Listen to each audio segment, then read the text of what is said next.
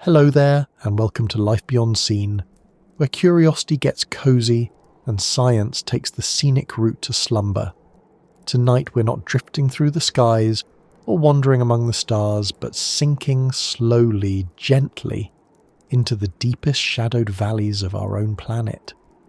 Because tucked far below the waves, in a place that sunlight never touches, lies one of Earth's greatest riddles, the Mariana Trench, a gash in the ocean floor so deep and so hidden that even today, with all our satellites and space stations, with probes on Mars and rovers crawling across alien dust, we still barely know what is down there. We live our whole lives floating on the surface of an ocean we think we understand, but just a few miles beneath it is a world stranger than science fiction. But before we let ourselves drift downward, I'd love to know something small, something ordinary. Where are you listening from right now? Is there rain outside your window, or are you tucked under a blanket with a quiet lamp burning beside you? Can you hear the hum of a city beyond your walls, or maybe the hush of countryside silence? Wherever you are, it's curious to think that above your head is the same sky we all share, and beneath your feet, though we rarely consider it, stretches an ocean that hides places no one has ever seen with their own eyes. Funny, isn't it? That we look up at the stars and dream of other worlds, yet down below us is an alien realm still waiting. If this journey feels like the kind of slow exploration you'd like to come back to, I'd be so grateful if you gave this a like or maybe subscribed. It helps this quiet corner reach others who might want to settle their thoughts at night, to learn a little, wonder a little, and perhaps drift peacefully to sleep while imagining the strange marvels of Earth. Thank you for being here. Now let's take that first step, not upward into the sky, but downward into the sea. Imagine standing at the shoreline, waves pushing and pulling at the sand in their endless rhythm. You know the ocean is vast. You've seen maps of it. You've flown over it on long flights. Maybe you've even floated across it on ships. But when you look at the horizon, you don't think of depth. You think of distance. The sea seems like a wide blue plain, stretching outward. The secret is that the sea is more than wide. It's deep. So deep that the highest mountains on Earth would fit inside its trenches and still leave room for more. Somewhere below those rolling waves lies the Mariana Trench, a scar more than 1,000 miles long and nearly 7 miles deep. If Mount Everest, the tallest mountain on land, were placed at its bottom, its peak would still be drowned by more than a mile of water above. The sheer scale is hard to picture. We know what it looks like to look up at the sky and feel small, but to look down and imagine miles upon miles of water pressing downward, that's a kind of smallness we rarely think about. You might wonder why, in an age where satellites can map every square mile of Mars, we don't simply map our own ocean floor with the same clarity. We can measure the trench roughly with sonar, bouncing sound waves off the bottom, but the details remain blurry. Light doesn't reach that far. Cameras can't easily survive the pressure. Submersibles struggle to withstand the crushing weight, and so the trench keeps its secrets. The deepest, darkest, coldest places on our own planet remain hidden, as though Earth itself still wants to hold on to a little mystery. It's remarkable, really. We've watched humans walk on the moon. We've sent spacecraft to the edge of the solar system, but fewer people have been to the bottom of the Mariana Trench than have walked on that grey, dusty surface above our heads. The number is so small you could count them on one hand. It makes you pause. We dream of aliens and distant galaxies, yet right here, in the water that covers most of our planet, are places we've touched only briefly. What does that say about us? Maybe that our curiosity is greater than our reach, or maybe that we find it easier to look outward than downward. After all, the sea feels close, familiar, and yet within it, the trench is as far from our daily lives as any star. Think for a moment about what it means to descend. If you were to step into a submarine and begin your journey down into the trench, the world would change with each passing 100 meters. At the surface, sunlight sparkles through, fish dart just below, waves churn. Go deeper, and the light fades, the water cools, familiar fish vanish. The colours slip away until everything is blue, then darker blue, then black. At a few hundred metres, you're already past the reach of most divers. At 1,000 metres, it's darker than the darkest night. The pressure so intense that unprotected lungs would collapse instantly. Yet still, the trench goes on, down and down, until you reach depths that defy imagination. 7 miles beneath the waves is like stacking dozens of Empire State Buildings one on top of the other and still not reaching the surface. We call it the Mariana Trench because it lies east of the Mariana Islands in the Western Pacific. It was first mapped in the late 19th century with crude-sounding lines, ropes weighted and dropped, a process slow and uncertain. In the 20th century, sonar gave us better readings. We learned of its incredible depth, the Challenger Deep, the deepest known point in the ocean. That name comes from the HMS Challenger, a British ship that conducted one of the first great scientific surveys of the oceans in the 1870s. But knowing it exists and knowing what it truly contains are two different things. Even today, with advanced ships and satellites, we've explored only the shallowest slices. The trench itself remains like a locked vault, one we can peek into but never fully open. And maybe that's part of why it feels so mysterious. Human beings are used to conquering landscapes. We've climbed mountains, crossed deserts, mapped jungles, and flown above the clouds. But the deep sea resists us. It isn't just distance that keeps us away. It's an environment so hostile that even machines risk destruction. Every 10 meters of descent adds another atmosphere of pressure. At the bottom of the trench, the weight of the water is more than 1,000 times the air pressure we feel at the surface. Imagine holding a car on your fingertip. That's the kind of crushing force pressing in on every square inch of a submersible's hull at those depths. It's not just dark down there, it's deadly. And yet, life exists. That's perhaps the most surprising part. We once thought nothing could survive in such an environment, but time and again, expeditions have returned with glimpses of strange creatures living where they shouldn't. Translucent animals glowing with their own light, snailfish with bodies adapted to pressure, shrimp-like beings scuttling across the seabed. To us, it's unimaginable. To them, it's home. Which makes you wonder, if life can thrive there, in the cold and the dark and the crushing depths, what else might be possible beyond Earth? If creatures can exist in the Mariana Trench, then perhaps life in the oceans of Europa, or Enceladus, moons covered in ice, isn't such a stretch after all. But let's not get ahead of ourselves. For now, we are here, sinking slowly, imagining the layers of water folding above us, the silence growing, the pressure building. Why is the Mariana Trench still a mystery? Because each attempt to explore it reveals only a tiny fragment. We send down cameras and see a few minutes of footage, a handful of species. We lower instruments and collect small samples of water or sediment. We celebrate each new discovery, but they are like candle flames flickering in a vast unlit cathedral. We have not seen its full shape, nor traced its ecosystems, nor mapped its every fold. We are guessing at an entire world from scattered glimpses. It's a strange feeling, isn't it? To realise that our planet, the very one we call home, still hides places we've never seen. In a way, the trench reminds us that mystery isn't gone. For all our satellites and smartphones, for all our maps and models, there are still places where the unknown waits patiently, silent and unreachable. And in that unknown lies not just the story of the ocean, but perhaps the story of us, our limits, our curiosity, and our willingness to face the dark. And so, as we settle ourselves into this journey, as we let the mind drift downward into that cold and endless night of water, we ask not only what the trench is, but what it means. Why do we still struggle to understand it? What lives there, and how? What secrets does it hold about the Earth, about life, about the boundaries of possibility?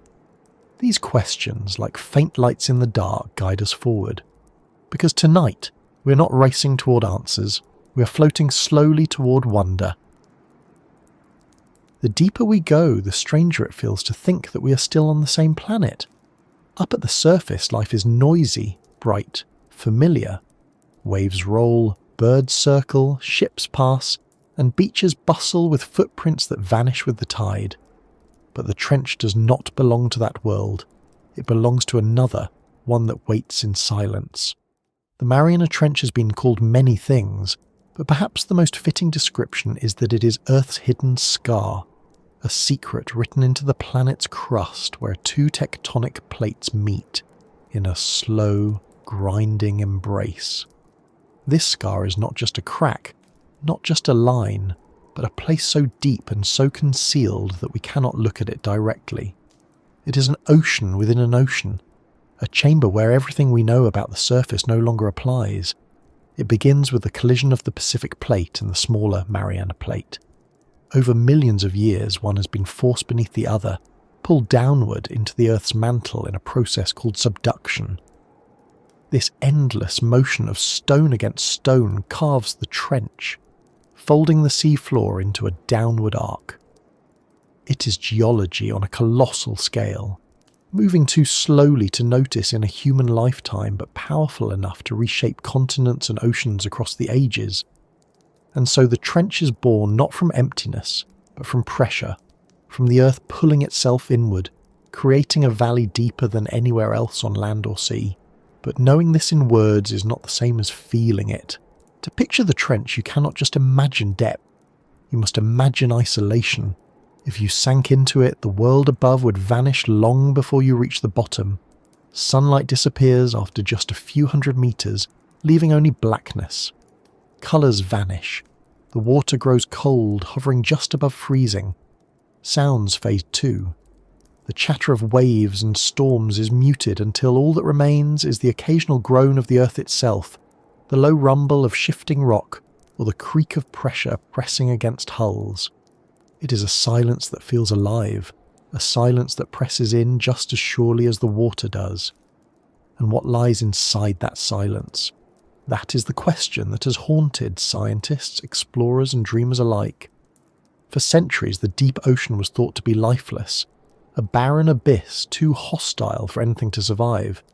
Even in the 19th century, many naturalists assumed that below a certain depth, the ocean was simply empty, a cold desert with no movement, no colour, no spark of life. But slowly evidence began to challenge that assumption. Strange creatures were dredged up from deeper and deeper waters, fish with eyes too large for the daylight, shrimp with colours that looked painted in shadows, gelatinous beings that looked like ghosts given form. If these things could survive at such depths, then what might endure at the bottom of the world's deepest trench? That question is what makes the Mariana Trench such a secretive presence. It is not only a geological wonder, but a biological mystery. The little we know comes from fleeting glimpses. Submersibles have descended, cameras have been lowered, and each time something unexpected appears. A fish that seems impossibly fragile yet thrives under crushing pressure. Microbes clinging to rocks as though the weight of the ocean means nothing to them. Creatures that glow with their own bioluminescence as though carrying tiny lanterns through the dark. None of this was expected, and it makes the mind wander to all the things we have not yet seen. The trench is also secretive because of its sheer inaccessibility. To explore space, we fight against gravity. To explore the trench, we fight against pressure. At 7 miles down, the pressure is so extreme that a steel ball would be crushed like paper. Most machines fail before they reach halfway. Even the few that have made it to the bottom cannot stay long. They are battered by the water, their instruments strained, their lights swallowed by the darkness. Every descent is a battle, and every glimpse of footage feels like a stolen treasure. There's also something psychological about its secrecy. The ocean surface feels open. You can stand on a ship and look in every direction, endless horizons meeting the sky. But beneath you lies a hidden world. You cannot see it. You cannot hear it. You can only imagine it. That kind of mystery unsettles us. We like to believe the world is mapped, known, explained, but the trench is proof that we live on an Earth that is still wild, still hiding secrets, still deeper than we can grasp. And when humans do not know what lies somewhere, we fill the gap with stories. For centuries, sailors spoke of sea monsters, of leviathans rising from the abyss, of creatures with tentacles long enough to pull ships beneath the waves. They had no maps, no sonar, no submarines, only their imagination and the knowledge that something vast lay beneath them. Even today, when science has explained much of what they feared, that sense of unease lingers. We know giant squid exist. We know of colossal shapes moving silently through the dark. But the trench leaves space for the imagination to wander further. What else could live in a place so unreachable? Could there be things we have not even conceived of yet? Things that look nothing like the animals we know? This is part of the trench's dark secret. It is not only the unknown life that might dwell there, but the reminder that our knowledge is fragile. Every time we believe we have reached the limit of what is possible, the trench whispers otherwise. It shows us creatures that should not exist and ecosystems we cannot explain. Hydrothermal vents that belch heat into the cold, feeding entire chains of life without sunlight. Microbes that consume chemicals we thought were toxic. Fish that swim in pressures no vertebrate should survive. These are not just oddities. They are signs that life is more adaptable, more creative, more enduring than we imagined. And if that is true here, then what does that mean for the rest of the universe? Another secret of the trench is its connection to the Earth itself. The process of subduction that created it also recycles the planet's crust. The Pacific Plate sinks beneath the Mariana Plate, carrying with it sediments, rocks, even traces of life. These materials are pushed deep into the mantle, melted, transformed, and sometimes re-emerge through volcanic eruptions elsewhere. In this way, the trench is not just a passive hole in the seafloor, but part of Earth's heartbeat, part of the cycle that reshapes continents and oceans over geological time. The secret, then, is not only what it hides, but what it reveals about the living, breathing nature of the planet. To understand the trench is to understand Earth itself. But secrets resist easy answers, and the trench is vast enough to hold many. When scientists first sent probes to its depths, they found not emptiness but pollution, plastic bags, bottles, even chemicals from the surface sinking into the deepest place on Earth. That revelation was shocking, proof that even our waste has reached places we have never seen. The trench holds the secret of our impact, reminding us that human activity is not confined to cities or skies, but reaches into the darkest corners of the world. That realization is both humbling and troubling. It means that our connection to the trench is not only scientific curiosity, but also responsibility. The secret of the trench, then, is layered. It is a geological scar, a biological wonder, a mirror of human imagination, and a reminder of our influence. It is the part of the Earth that refuses to be fully known, that demands humility in the face of its vastness. And even as we probe it with machines and maps, it continues to slip away, to remain just out of reach. So why is the Mariana Trench still a mystery? Because it resists being anything else. Its darkness is not simply the absence of light, but the presence of secrets. Every question answered leads to more questions. Every descent reveals more we did not expect. And perhaps that is what makes it so compelling. It is not just a place on a map, but a reminder that the world is still bigger than us, still stranger, still holding corners where the unknown thrives. And as we drift in thought along its rim, looking down into the shadowed depths, we know this is only the beginning. There are stories of pressure, of creatures, of strange lights and sounds, of human attempts to reach where few have ever gone. Each part of the trench holds another secret, waiting for us to lean closer and listen. The ocean has a way of playing with our sense of scale. When we stand at the shore and look out across the water, Our eyes catch the horizon and decide that is far enough. Our brains are used to distances measured in streets, hills, fields, and clouds. We can imagine what it means to walk a mile, to climb a mountain, even to fly across a continent. But the depths of the ocean escape that sense of proportion. Downward is not something we're used to measuring. A mile down is harder to picture than a mile across. And when you start speaking of 7 miles, as deep as the Mariana Trench runs, it begins to feel less like a measurement and more like an idea. Infinity in disguise. Part of this illusion comes from how we perceive the world. Our bodies are creatures of the surface. We evolved on land where the ground beneath our feet was stable and firm. We looked up at the sky for weather and stars. Depth was not a daily experience. Even caves and wells and mines, the deepest places most people might encounter, are shallow compared to the vastness of the sea. To imagine depth requires imagination, and the imagination has a habit of exaggerating.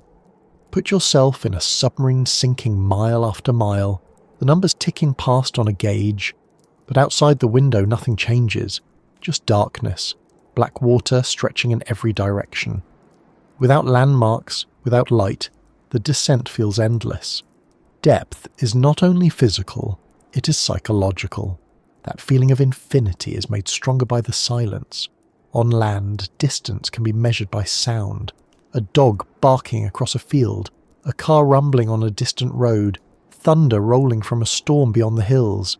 These noises remind us of how far things are. But in the ocean's depths, there are no such cues.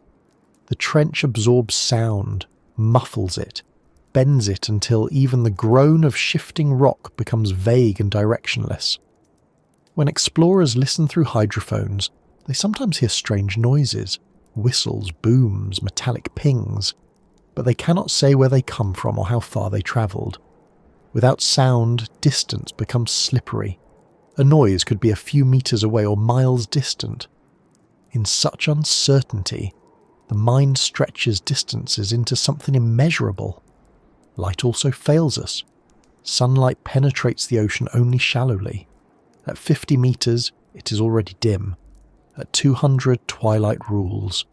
At 1,000, night is complete.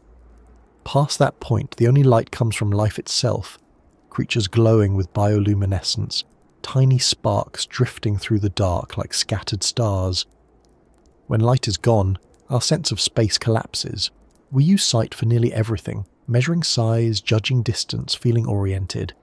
In the trench there is no horizon, no sky, no sun, just blackness. And so our minds translate this absence into a kind of infinity. Without an endpoint, the descent feels as though it could go on forever. And then there is the pressure.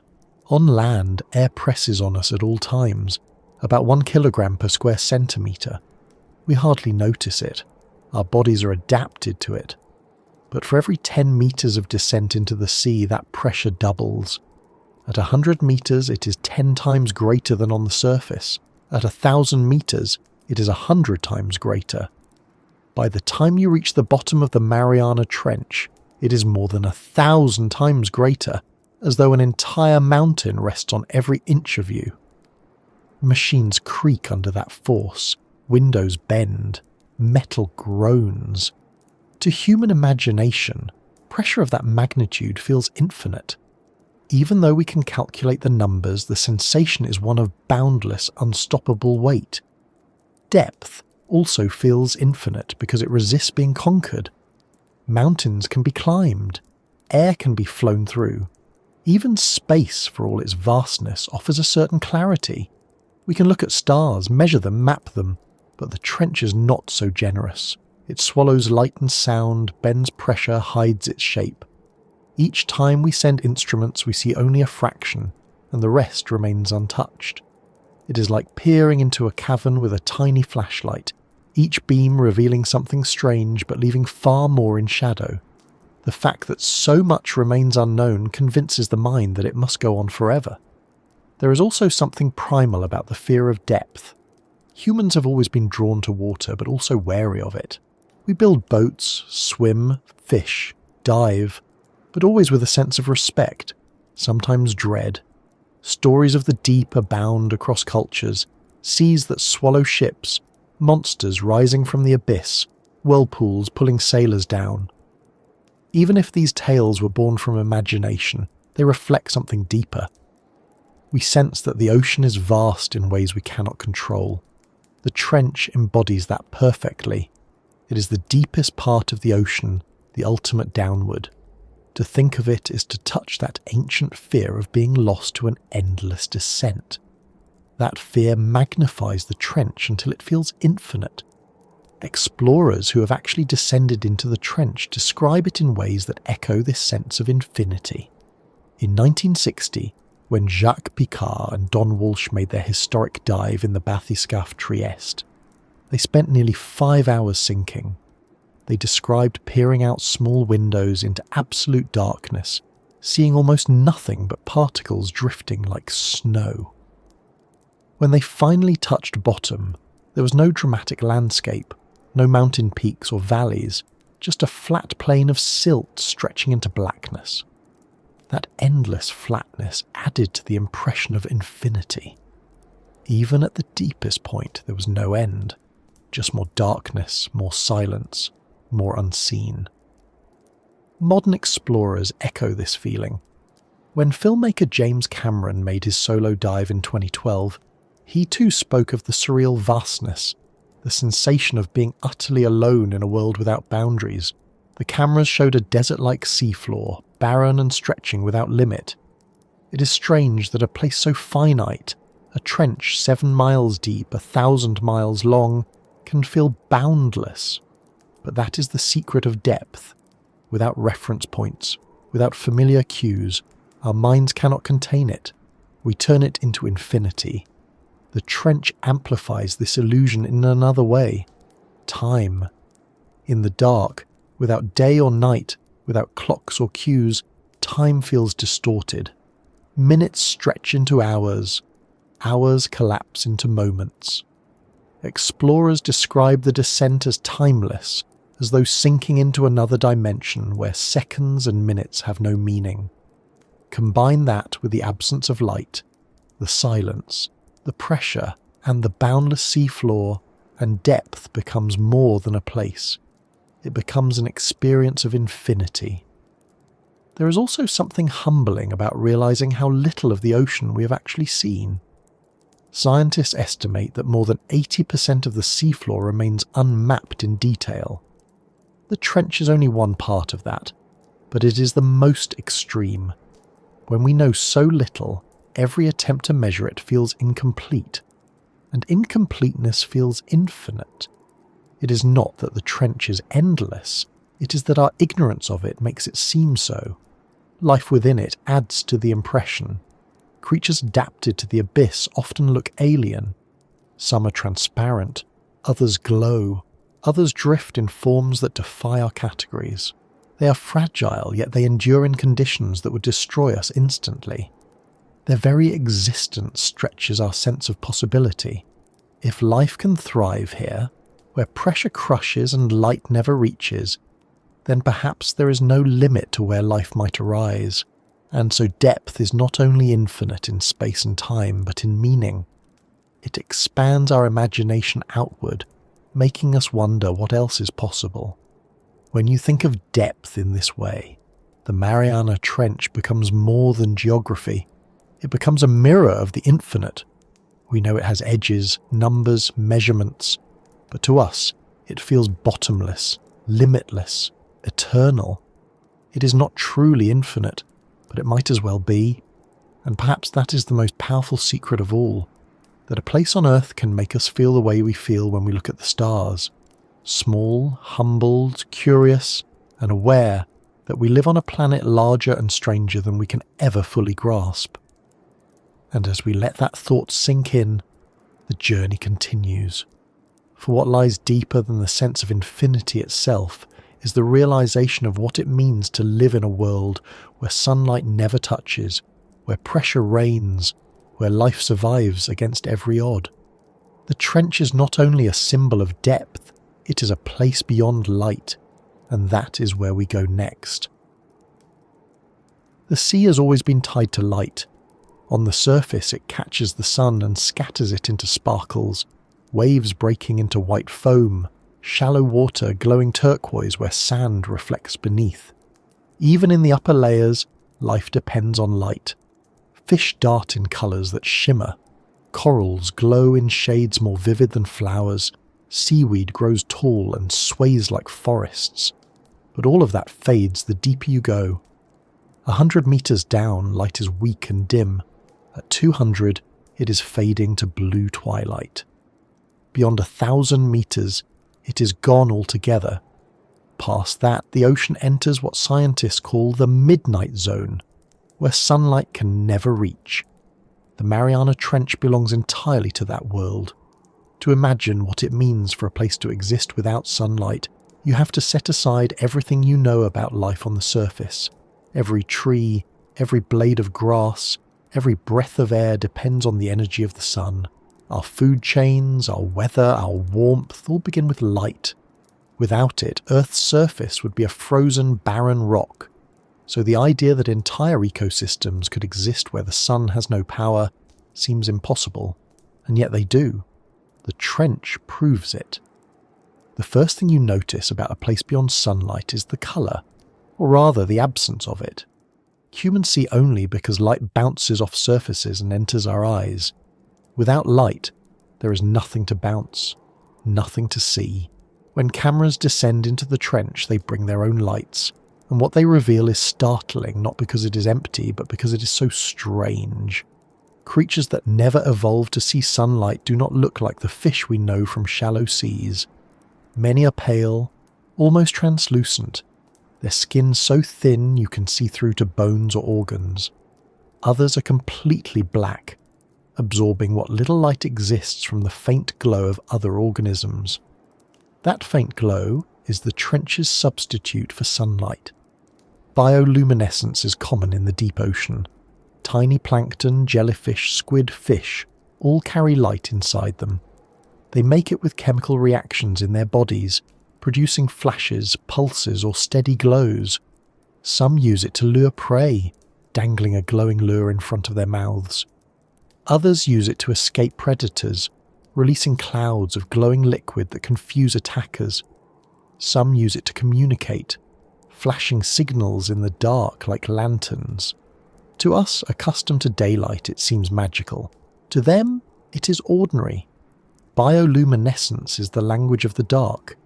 In the trench, it replaces sunlight as the foundation of visibility. But what about energy? If plants cannot grow without light, how can there be food chains at such depths? The answer lies in chemistry. Some ecosystems in the deep depend on marine snow, the slow drift of organic particles sinking from above, bits of dead plankton, fish remains, fecal matter. All of it drifts downward over weeks, months, even years, finally settling into the trench. It may sound bleak, but for creatures living in the dark, this slow rain of particles is life. They feed on it directly, or feed on those who do. In this way, sunlight indirectly fuels life even where it never reaches. Other ecosystems depend on something even stranger. In certain parts of the trench, hydrothermal vents spew minerals and chemicals from the Earth's crust. Around these vents, bacteria thrive by converting chemicals like hydrogen sulfide into energy. This process is called chemosynthesis, and it allows entire communities to exist without sunlight. Worms, crabs, shrimp, and fish gather around these vents, living in a world powered not by the sky, but by the planet's inner heat. It is a startling reminder that life does not need the sun after all. It only needs energy, in whatever form it can find it. For humans, though, imagining a world without sunlight is unsettling. We are tied to it in ways we hardly notice. Our sleep cycles, our moods, our sense of time all depend on light. In the absence of it, our bodies lose rhythm. People who spend long periods in darkness often feel disoriented, their internal clocks drifting. The trench, then, is not only inhospitable physically, But psychologically, imagine descending into a place where your eyes are useless, where your sense of time falters, where your body cannot find the cues it needs. The creatures that live there are adapted to it, but for us it is alien. And yet this alien world is part of our planet. When explorers bring back footage from the trench, it feels almost like science fiction. Fish with enormous mouths and needle-like teeth, jelly-like creatures that float like balloons, organisms so fragile that they dissolve when brought to the surface. Each one looks more like a dream than a real animal, but they are real. They are simply shaped by the absence of sunlight. Evolution in the dark takes paths that daylight never would. Where we expect eyes, there may be none. Where we expect scales, there may be skin as thin as glass. Where we expect dull colours, there may be flashes of living light. It raises a deeper question. If life can exist without sunlight, then what is the true boundary of habitability? For centuries, humans assumed that the sun was essential. Without it, no life. But the trench and other deep-sea environments prove otherwise. Life is more flexible than we thought. It can find ways to survive in the most extreme conditions, clinging to chemical reactions, adapting to crushing pressure, glowing in total darkness. That realization has reshaped how scientists think about other worlds. If life can exist here, then maybe it can exist under the ice of Europa or Enceladus, moons with oceans hidden beneath their frozen crusts. Maybe sunlight is not the universal requirement we once believed, but back here, on Earth, the trench remains a place where sunlight has no power. It is not just dark, it is absolute night, unbroken, eternal, and that has a strange effect on the way we imagine it. When we think of landscapes on the surface, we picture shapes, mountains, valleys, forests, rivers. In the trench, without light, shape becomes meaningless. There may be cliffs and ridges and slopes, but they are invisible. Even cameras reveal only a narrow beam at a time. There is no panorama, no wide view.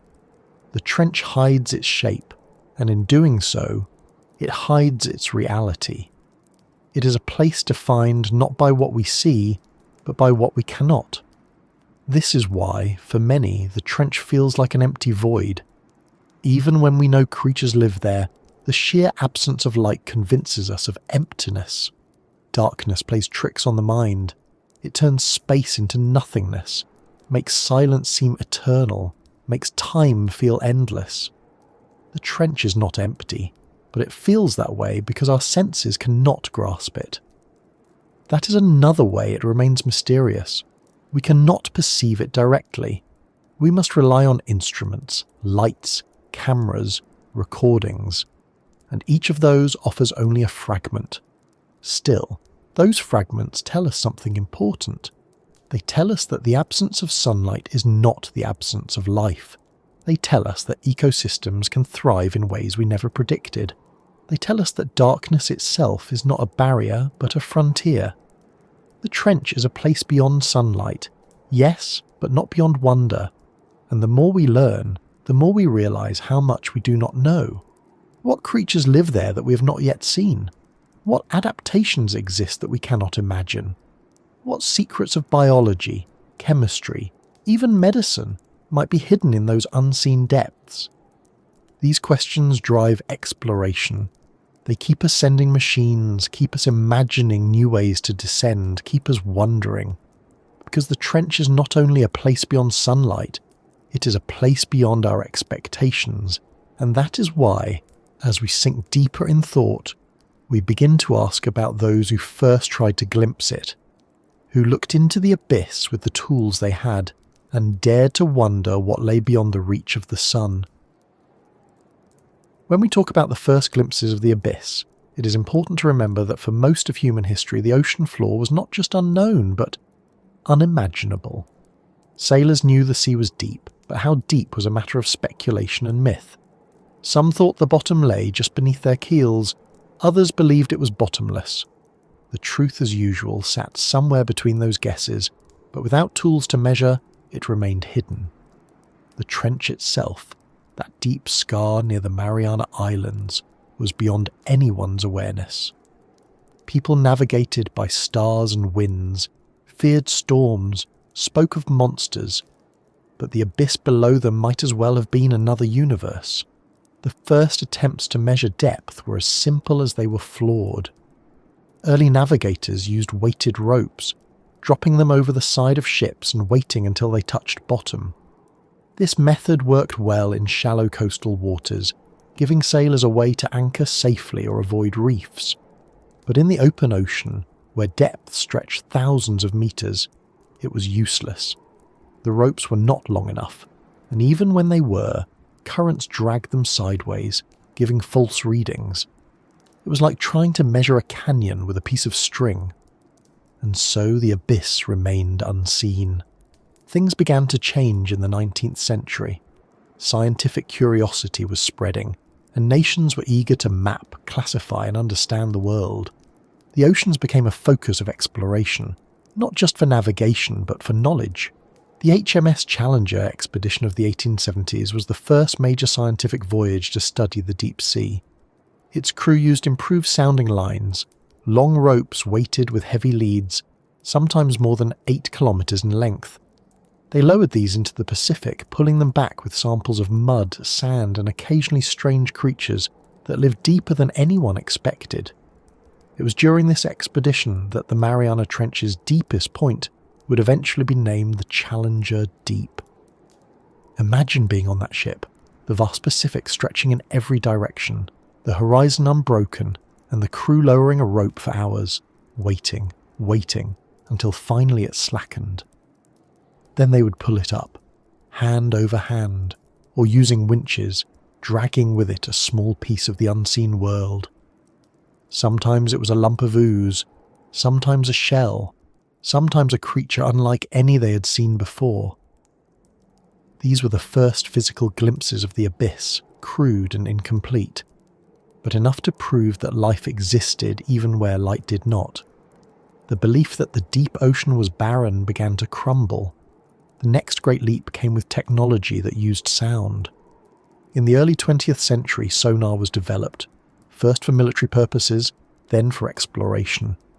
By sending pulses of sound downward and measuring how long they took to echo back, scientists could map the seafloor in a way ropes never could. This revealed that the ocean was not flat but filled with mountains, valleys, and trenches deeper than anyone had dared to imagine.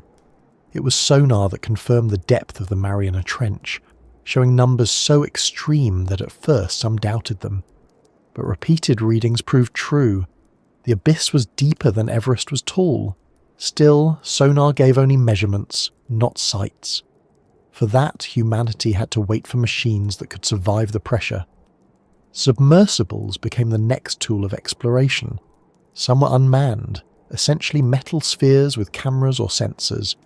Others carried brave crews who dared to descend into the unknown. One of the earliest and most famous manned dives into the trench was in 1960, when Jacques Picard and Don Walsh boarded the bathyscaphe Trieste. The vessel looked ungainly, with a large float filled with gasoline for buoyancy, and a small steel sphere attached beneath for the crew. That sphere was just big enough for 2 men, cramped, bolted shut, with small windows made of thick plexiglass. On January 23, 1960, they began their descent. It took nearly 5 hours to sink to the bottom, the weight of the ocean increasing with every metre. They listened to the groans of the hull as pressure mounted, each creak a reminder of where they were. At one point, they even heard a loud crack. One of the windows had cracked under the stress, though it did not fail completely. They continued, and eventually at 10,116 metres, they reached the floor of the Challenger Deep. What they saw was not dramatic cliffs or alien cities, but a plain of fine sediment, stirred up by their arrival. Shapes were vague in the weak light, but they reported seeing flatfish-like creatures, proof again that life endured where none was expected. Then, after about 20 minutes, they released ballast and rose back to the surface, carried upward by the buoyancy of their gasoline float. When they emerged, they had become the first humans ever to touch the bottom of the trench, the first to glimpse the abyss directly. Their journey proved it could be done, though it would be more than 50 years before anyone else followed. The Trieste dive was monumental, but it was not the end. In the decades that followed, unmanned probes ventured deeper and stayed longer. Cameras descended, capturing footage of strange animals, shrimp, amphipods, sea cucumbers, snailfish. Some were ghostly white, others glowed faintly. They drifted in the beams of artificial lights, fragile yet surviving in conditions that would destroy most life. These were not just glimpses but revelations. Each new dive added pieces to the puzzle, though the picture remained incomplete. Even with modern technology, the trench still resists being seen fully. Cameras show only what their lights touch, a narrow cone of vision in endless dark. Submersibles cannot cover the vast distance nor map every slope and ridge. Each glimpse is just that, a glimpse. But together they build a growing understanding. We know now that the trench is not barren but alive, not static but dynamic. It is home to ecosystems adapted to extremes, to geological processes that shape the earth, to mysteries we have only begun to uncover. The first glimpses of the abyss also changed something in us. They showed that exploration is not limited to stars and planets. The greatest unknowns can lie beneath our own oceans, hidden under miles of water. They reminded us that discovery is not only about seeing something new, but about realizing how much remains unseen. When Picard and Walsh looked out their small windows into the dark, they were looking not just at sediment but at possibility. That is why their story still resonates. Since then, others have followed. James Cameron in 2012 descended solo in the Deep Sea Challenger, a sleek green submersible designed to withstand the crushing depths. He spent hours at the bottom, filming, collecting samples, pushing further into the abyss than anyone before. His footage revealed a barren landscape, but also strange life. Tiny amphipods and other creatures adapted to pressures unthinkable at the surface. Each frame of film was another glimpse, another piece of evidence that the abyss is not empty but full of secrets waiting to be revealed. And yet, for all these advances, the trench still guards its mysteries. We have touched the bottom only a handful of times. We have filmed only fragments. The abyss is too vast, too dark, too crushing to yield easily. Each glimpse reminds us of the limits of our reach. But those glimpses also remind us of why we try. To see into the abyss is to confront the unknown, to face the edge of what we can endure, and to expand what we believe is possible. The first glimpses did not answer every question, but they gave us proof that the trench is not an empty hole. It is a world of its own, hidden, harsh, and yet alive. That knowledge has reshaped science, fueled imagination, and deepened our sense of mystery. And even now, every time we lower a camera or send a probe, we carry with us that same mix of awe and humility, knowing that what we see is only a sliver, and what lies beyond remains in shadow. The story of the first glimpses is not over. Each new expedition is another first, another step into the unknown. And as we look back at those early ropes, those first sonar echoes, those small windows pressed against the dark, we realise that they were only the beginning. The abyss has been glimpsed, but never fully seen. And that is why the mystery endures.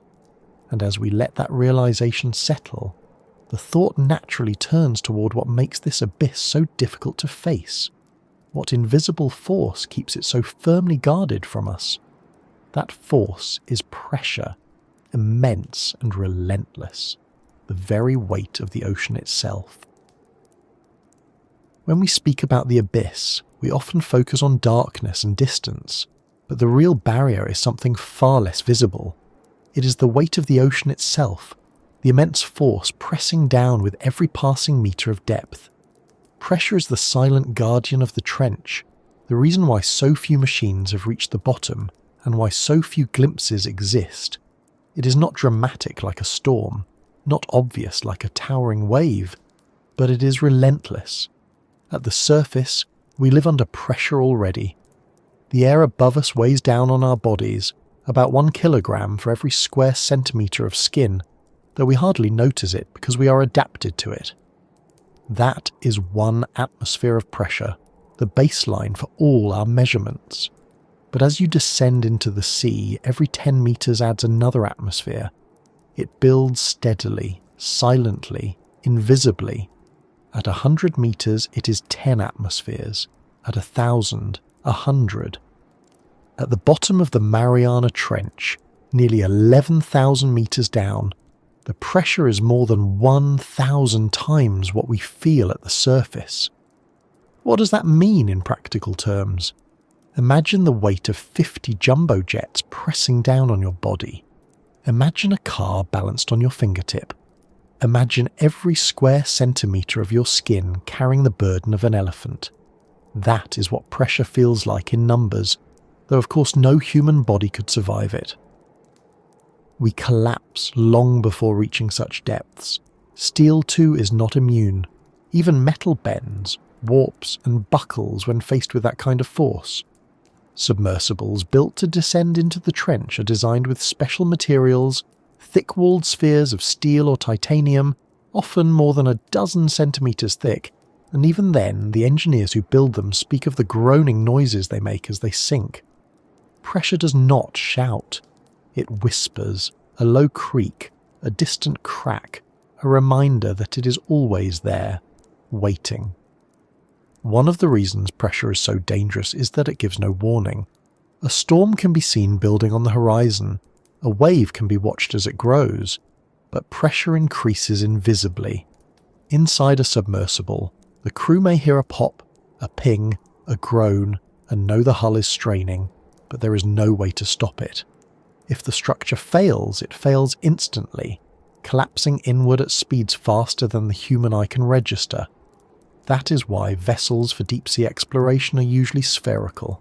A sphere distributes pressure evenly across its surface, minimizing weak points. Windows, when they exist at all, are tiny, often just a few centimetres wide, made of thick acrylic or glass. Even then, they sometimes crack. During the Trieste's descent in 1960, Piccard and Walsh heard one of their windows crack under the stress.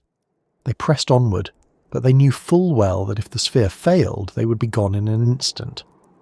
Pressure also complicates exploration in other ways. Electronics must be carefully protected or they will be crushed. Cameras must be sealed in housings strong enough to resist collapse. Even cables and lights have to be specially designed. Ordinary materials fail quickly. Plastics warp, metals fatigue, seals burst. Every descent into the trench is a test not just of engineering but of endurance. Machines that work perfectly on the surface may fail spectacularly a few kilometres down. That is why so many attempts to explore the trench end with lost equipment. Pressure is patient. It waits for weakness and exploits it without mercy. And yet, life endures there. This is one of the trench's great mysteries. How can fragile creatures survive pressures that destroy steel? The answer lies in biology. Deep-sea organisms have evolved bodies without air pockets, without rigid structures that would collapse. Fish in the trench, for instance, often lack swim bladders, the gas-filled organs that shallow water fish use to stay buoyant. Without them, there is nothing to crush. Their bodies are soft, flexible, often gelatinous, able to bend under pressure without breaking. Their proteins and cell membranes are specially adapted, stabilized by molecules called piezolites that prevent them from deforming under pressure. To us, these adaptations seem miraculous. To them, they are simply normal, the way life has always been in the dark. It is strange to think that pressure, which feels like a wall to us, is merely background to the creatures of the deep. They do not resist it. They are made of it. It is their normal environment, just as air pressure is ours. That is part of what makes them seem so alien. We cannot survive a fraction of what they endure, and yet they drift and feed as though nothing is unusual. If anything, they would not survive without it. Bring them to the surface and their bodies swell, rupture, collapse. They are prisoners of pressure, unable to live anywhere else. For humans, though, the challenge remains enormous. Each expedition must be engineered against collapse. Submersibles are tested, reinforced, checked, for even the smallest flaw. Engineers speak of tolerances, of limits, of safety factors, but in truth, at those depths, safety is never guaranteed. The margin between success and disaster is razor thin. That is part of why so few have ventured down. The risk is high, the reward uncertain, and the trench remains an unforgiving place. Even instruments designed to measure pressure struggle. To record conditions at the bottom, scientists lower sensors inside pressure-resistant housings.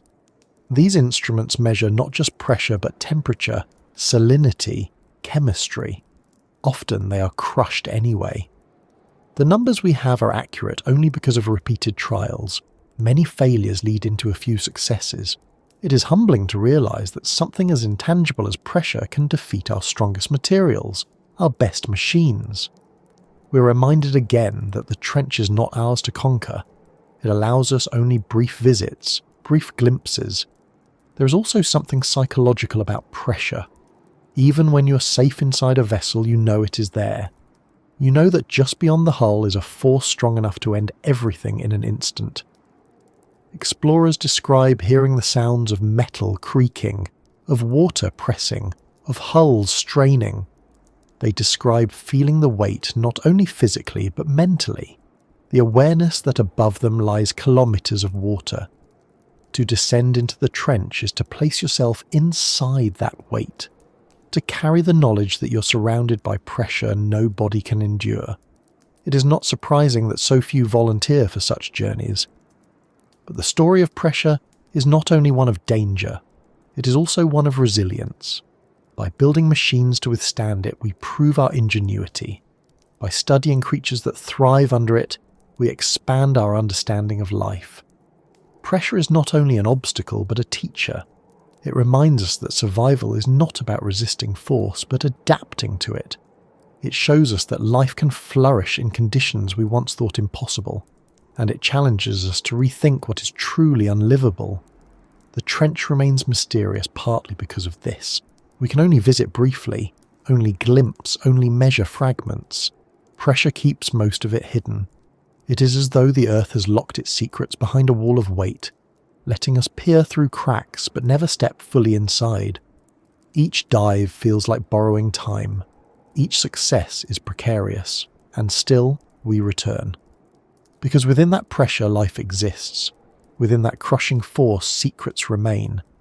Pressure that crushes steel is the same pressure that cradles snailfish and amphipods. It is the same force that has shaped ecosystems for millions of years. It is the same condition that has kept the trench isolated, protected, mysterious. And so, when we speak of the abyss, we cannot separate it from pressure. It is not just a feature of the place, it is the place. And as we think of that silent, invisible force, the natural question arises: what sort of beings manage to endure it? What forms of life bend with it rather than break?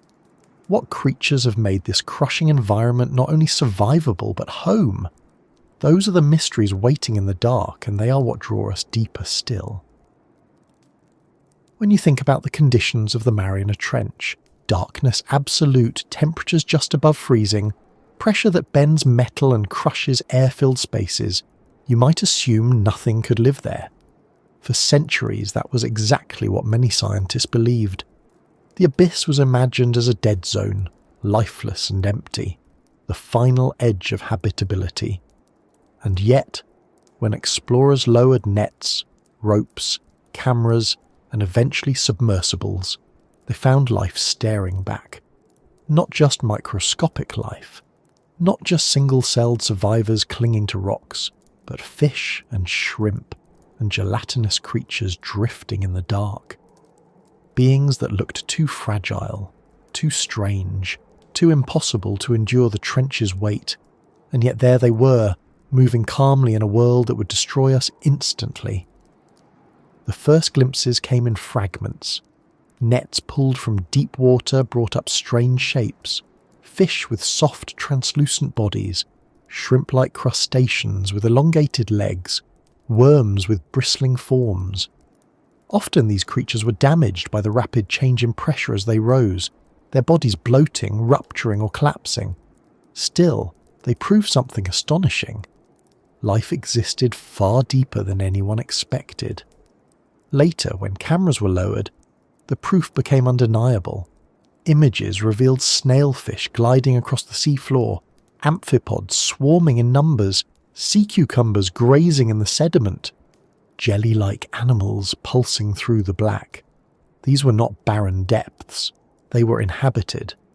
The trench seems to host a range of beings that challenge our ideas of biology. Consider the snailfish, one of the most surprising discoveries in recent years. Scientists found them living nearly 8 kilometers down, deeper than any other known fish. Their bodies are ghostly white, soft and fragile, with skin so thin you can almost see through it. They lack scales, lack gas-filled swim bladders, lack many of the features we associate with fish. To us they look too delicate to survive, but in fact their softness is what saves them. Without rigid structures, they can withstand crushing pressure. They do not resist it, they yield to it. Their cells are stabilized by special molecules that keep proteins from deforming under extreme force. They're perfectly adapted, their very existence proof that life finds solutions in the harshest places. Amphipods, small crustaceans resembling shrimp, are another example. They are found in huge numbers in the trench, scuttling across the seafloor and feeding on organic debris that drifts down from above. But these amphipods are not ordinary. Their bodies contain compounds that seem to protect against pressure, and their shells have been found to incorporate aluminum extracted from seawater, a feature unknown in shallow water relatives. Some have been discovered with plastic particles inside them, a sobering reminder that even these remote ecosystems are touched by human activity. Yet the amphipods endure, thriving in conditions we once thought unlivable. Other creatures defy description altogether. Jelly-like animals float in the dark, sometimes glowing faintly, sometimes completely transparent. Some look like ribbons, others like parachutes, others like tiny spheres drifting aimlessly. They are so delicate that most disintegrate when brought to the surface, leaving scientists with only brief footage as proof of their existence. These fragile beings live in a balance between survival and collapse, perfectly matched to the pressure and darkness around them. Their strangeness makes them seem impossible, yet here they are, filling the trench with ghostly movement. And then there are the microbes, invisible to the eye, yet perhaps the most remarkable of all. Bacteria and archaea live in the sediments of the trench, feeding on chemicals, surviving pressures that no laboratory on the surface can replicate for long. Some consume methane or hydrogen sulfide from hydrothermal vents, building food chains without sunlight. Others seem to thrive on compounds that would be toxic to surface life. These microbes are so alien in their chemistry that scientists study them not only to understand the trench, but to imagine what life might look like on other worlds. If microbes can survive in the Mariana Trench, why not beneath the icy crust of Europa, or in the methane lakes of Titan? The creatures of the trench feel like contradictions. They should not exist by our rules, and yet they do. Each one forces us to expand our definition of life. They remind us that evolution is not bound by what seems logical to us. Instead, it is bound by necessity. Where there is energy, life will find a way to use it. Where there is space, life will fill it. Even in darkness, even under pressure, even in cold that numbs us instantly, the trench proves that life can endure. There is something unsettling in that realization too. We like to think of ourselves as the standard of life, the measure of survivability. But the trench shows us that we are fragile. We could not survive a moment there without layers of engineering and protection.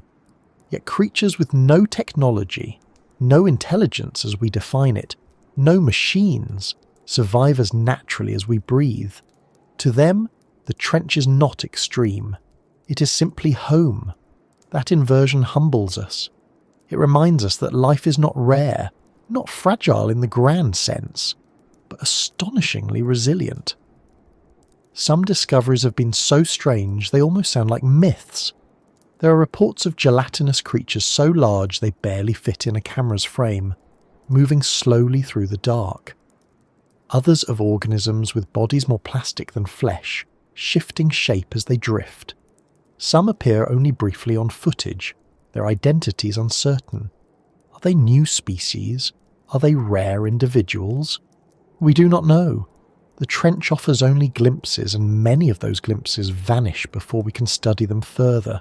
It is a place where every discovery raises new questions. The existence of these creatures also changes how we think about our planet. For so long, humans imagined Earth as a place designed for surface life, for sunlight, for land and air. But the trench shows us that most of the planet's living space is ocean, and most of that ocean is dark, cold, and pressurized. In a sense, it is the surface world that is unusual. The abyss is the rule, not the exception. The creatures of the trench are not anomalies, but representatives of the majority of Earth's biosphere. When we realize this, the mystery deepens. If most of life exists in the dark, what else is waiting to be found? Even the way these creatures reproduce, feed, and interact is still poorly understood. How do they find mates in the dark? How do they navigate without light? How do food chains stabilize in such scarcity? Each question is unanswered, each answer likely stranger than expected. The trench refuses to give up its secrets all at once. It reveals them slowly, creature by creature, adaptation by adaptation, always leaving us with more to wonder about. And perhaps that is why we say these creatures should not exist. It is not that they break the laws of nature, it is that they break our assumptions. They show us that nature is larger than we imagined, more flexible, more creative. What we once thought impossible becomes normal when seen through their eyes. To them, we are the fragile ones, the strange ones, tied to sunlight, unable to survive without warmth and air. In their world, we would be the ones who should not exist. The trench, then, is not empty. It is alive, filled with beings that thrive in the shadows. Each one is a testament to resilience, each one a reminder that mystery is not absence but presence, waiting patiently for us to notice. And as we drift with these thoughts, imagining translucent fish and glowing plankton, shrimp scuttling across sediment, and microbes invisible yet enduring, we realize that the abyss is not silent after all. It is alive with movement, with signals of light, with whispers of survival. And from that thought, the mind turns naturally toward the way life has learned not just to survive in darkness, but to bend it, to carry light within itself. In the absence of the sun, the abyss glows faintly with living sparks. When we imagine the trench, we often picture it as absolute blackness, a place where light has no meaning and where everything must move through shadow alone. And in many ways, that is true. Sunlight never reaches those depths, not even a trace. But the abyss is not truly dark. It has its own kind of light, faint and flickering, carried not from the sky but from the creatures themselves. This light is not constant like the sun, not strong enough to illuminate vast landscapes, but it is there, glimmering in moments, pulsing in patterns, sometimes hidden until a passing animal sparks it awake. It is bioluminescence, the chemistry of life turned into light, and it transforms the trench from a void into something alive with hidden signals. Bioluminescence is one of the most remarkable adaptations on Earth. It is created through a chemical reaction inside cells, often involving a molecule called luciferin and an enzyme called luciferase. When they interact, they release energy in the form of light. Some creatures can control this process at will, turning it on and off, flashing it in rhythms, shaping it into patterns. Others glow constantly, carrying a dim radiance wherever they drift. Some even rely on symbiotic bacteria that live inside their bodies, producing light for them. To us, this seems magical, like stars scattered through water. To them, it is simply a tool, as ordinary as eyes or fins. What makes this light so fascinating is its purpose. In the darkness of the trench, vision is almost useless without it. And so creatures use light for survival, in ways we're only beginning to understand. Some use it to hunt, dangling glowing lures in front of their mouths. The anglerfish is a famous example, its lure swaying in the black until smaller fish mistake it for prey and swim closer, only to be swallowed whole. Others use it for defense. Certain shrimp can eject a glowing cloud when threatened, confusing predators long enough to escape. Some squid release bursts of light as well, turning the trench into a stuttering display of flashes when danger approaches. Communication is another reason for light. Many species produce patterns of pulses and glows, signalling to others of their kind. In a place where sound travels strangely and smells drift slowly, light becomes a language. It may guide mates together, warn rivals away, or coordinate movements in groups. To human eyes, it looks like random sparks in the dark, but to the animals, it is as meaningful as speech. The trench, in that sense, is not silent, but full of messages written in light. Camouflage can also involve bioluminescence. Some animals use counter-illumination, producing light on their undersides to match the faint glow from above. In this way, they erase their shadows and become nearly invisible to predators looking upward. Others glow faintly in colours that blend with their surroundings, disappearing into the background of the deep.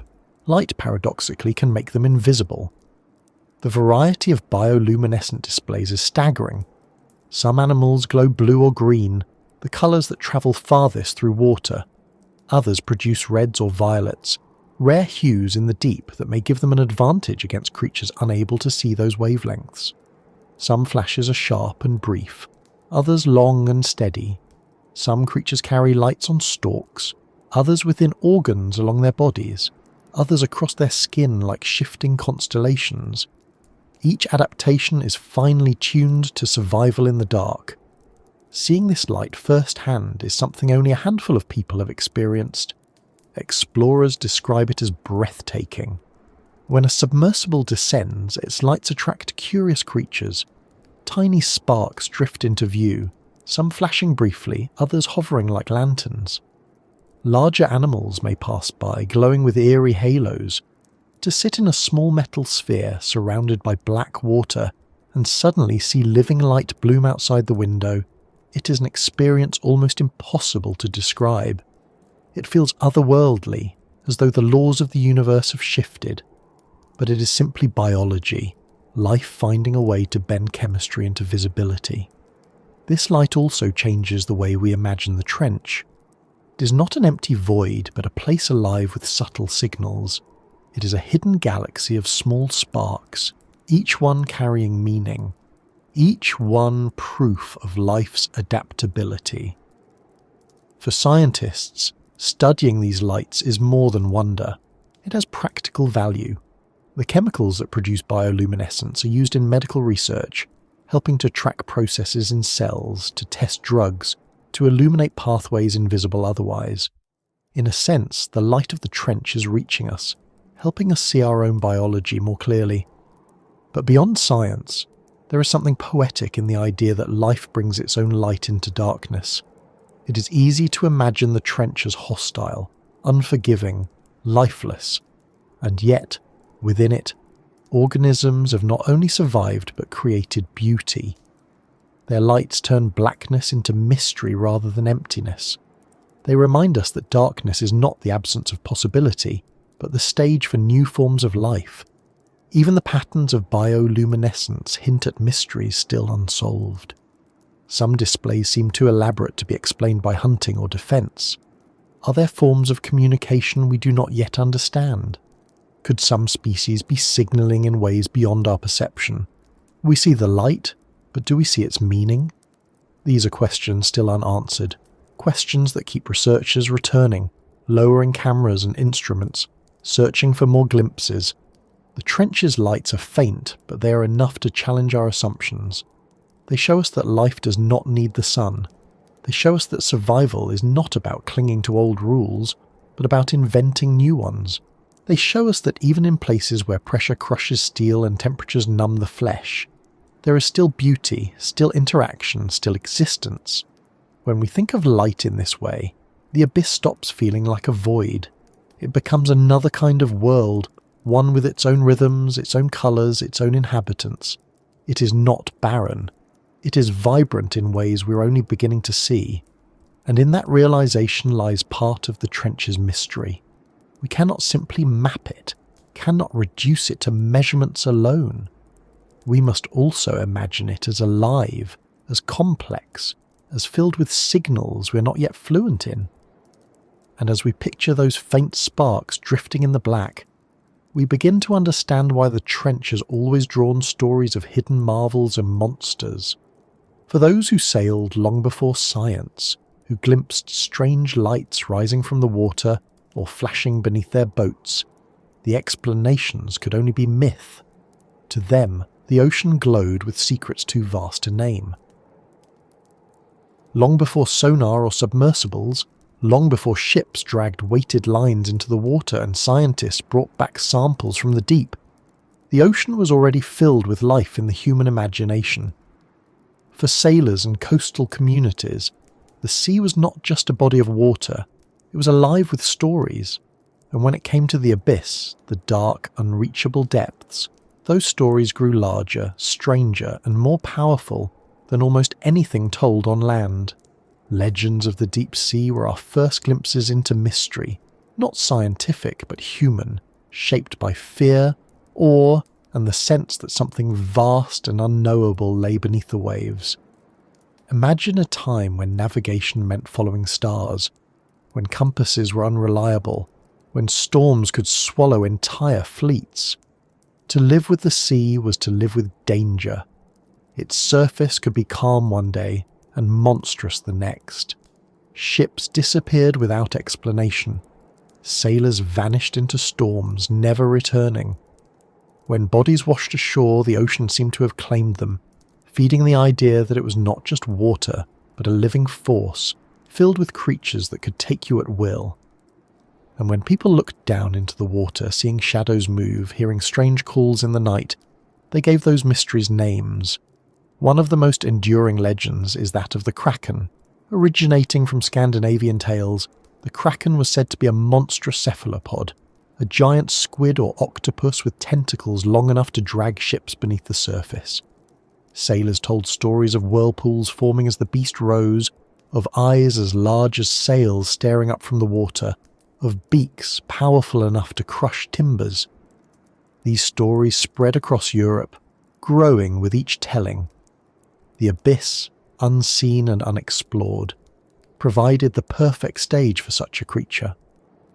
And while science now tells us giant squid do exist, stretching more than 10 meters long, the legends gave them far greater size and power.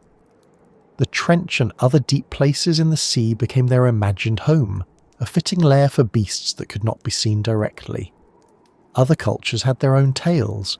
In Polynesian mythology, the ocean was filled with beings that embodied both creation and destruction.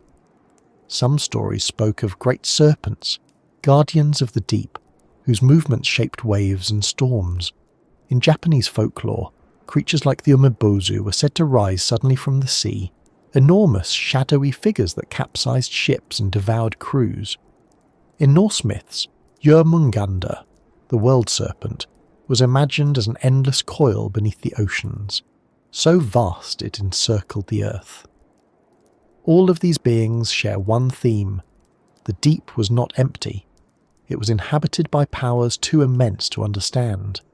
The abyss gave birth to these legends not only because of fear, but because of isolation. When sailors spent months at sea, far from land, far from certainty, the ocean filled with strange phenomena. Whales surfacing at night, their spouts glowing faintly in bioluminescent waters, could be mistaken for monsters. Schools of fish moving in unison might look like a single enormous beast. The sounds of shifting ice or volcanic activity underwater echoed through the hulls of wooden ships, producing eerie groans and bangs. Without knowledge, without explanation, imagination filled the gaps. And even today, the trench and the deep still inspire legends. Modern myths speak of creatures larger than anything yet discovered, of signals picked up by hydrophones that sound like calls from enormous unknown animals. In 1997, scientists recorded a sound they called the bloop, a low-frequency noise so loud it was detected across thousands of kilometres of ocean. At first, some speculated it might come from a creature larger than any known whale. Later analysis suggested it was ice fracturing in Antarctica, but the idea of a hidden leviathan living in the deep spread quickly. The Mariana Trench itself is often imagined as a hiding place for such mysteries. Legends also attach themselves to the trench because it is so unreachable.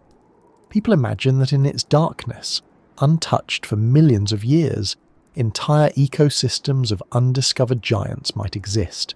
Popular culture has taken this idea and expanded it into stories of prehistoric creatures surviving in the abyss, like the megalodon, a giant shark that ruled the seas millions of years ago. Movies, books, and television shows have placed monstrous beings in the trench, emerging suddenly to remind humanity of its vulnerability. These are not scientific claims, but they reflect a real feeling, that the trench could hide anything and we would not know. It is interesting to see how these legends mirror our own psychology. The ocean is vast and we are small. In that imbalance, our minds fill the void with shapes equal to our fears. Where science has not yet gone, stories step in. And even as science advances, the stories do not disappear. They adapt. The kraken becomes the giant squid. The world's serpent becomes tectonic plates shifting beneath the sea. The bloop becomes fracturing ice. But the sense of mystery remains. The trench itself, with its darkness and pressure and silence, is the perfect stage for such myths. These legends also serve another purpose. They remind us of our own limits. In a world where we map continents and fly across the globe, the ocean is still a place of uncertainty. Legends keep that uncertainty alive in our minds, reminding us that we do not control everything, that there are forces larger than us, places we cannot yet reach. They are warnings, stories designed to keep us respectful of the sea, and in that sense they are not so different from science itself, which tells us with careful numbers and experiments that the trench is still beyond our full understanding. But legends do more than warn, they inspire. The same sailors who feared monsters also set out across oceans. The same cultures that imagined serpents also built canoes and crossed vast stretches of water. The mystery of the deep drew people outward, pushing them to explore, to discover, to face what they did not understand. In that way, the legends of the deep sea are not just about fear, they're also about curiosity, about the irresistible pull of the unknown. And perhaps that is why they endure. Even today, when we know the trench is filled with amphipods and snailfish rather than serpents and leviathans, we still imagine. We still wonder if something larger might be hiding there, something stranger, something that could rewrite our understanding of life. Science has shown us remarkable creatures, but it has not shown us everything.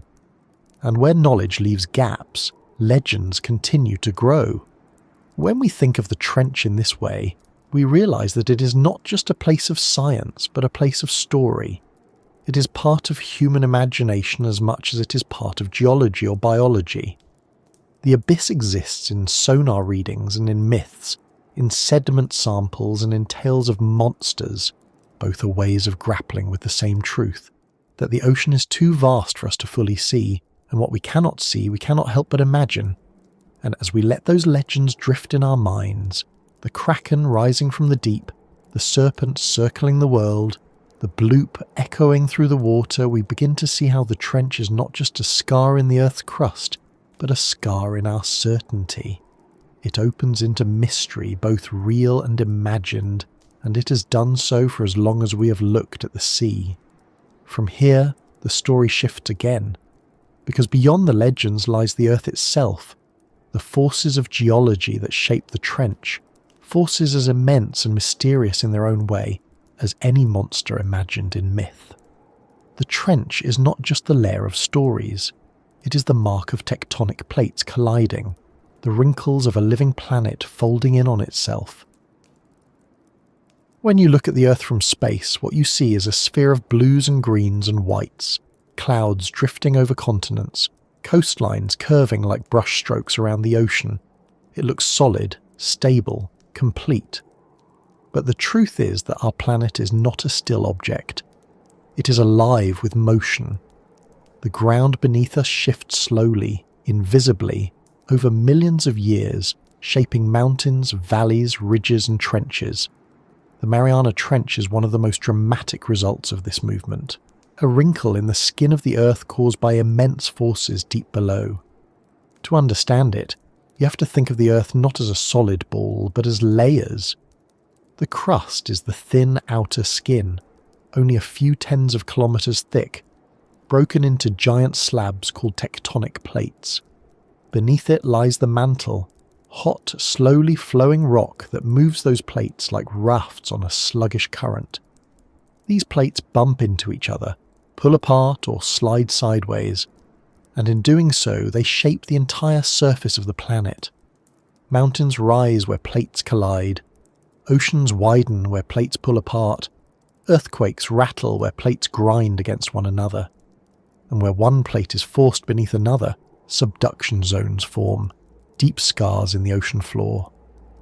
That is what the Mariana Trench is, a subduction zone, the Pacific plate sliding under the smaller Mariana plate, pulling the seafloor downward in an arc that runs more than 500 miles long. It is difficult to imagine how slow this process is. The Pacific plate moves at just a few centimeters per year, about as fast as fingernails grow. But given millions of years, that slow crawl carves immense features. Imagine a piece of fabric being pushed together on a table. Wrinkles form, ridges rise, valleys sink. The trench is one of those valleys, but on a planetary scale. It is not sudden, not explosive. It is patient, steady, unyielding, and that patience creates depths greater than anything else on Earth. What makes the Mariana Trench especially fascinating is how it reveals the dynamic nature of our planet. We often think of the ground as unmoving. Mountains seem eternal, continents seem fixed, but the trench is a reminder that the Earth is always in motion, reshaping itself beneath our feet. In geological time, nothing is still. Oceans open and close, ranges rise and erode, continents drift.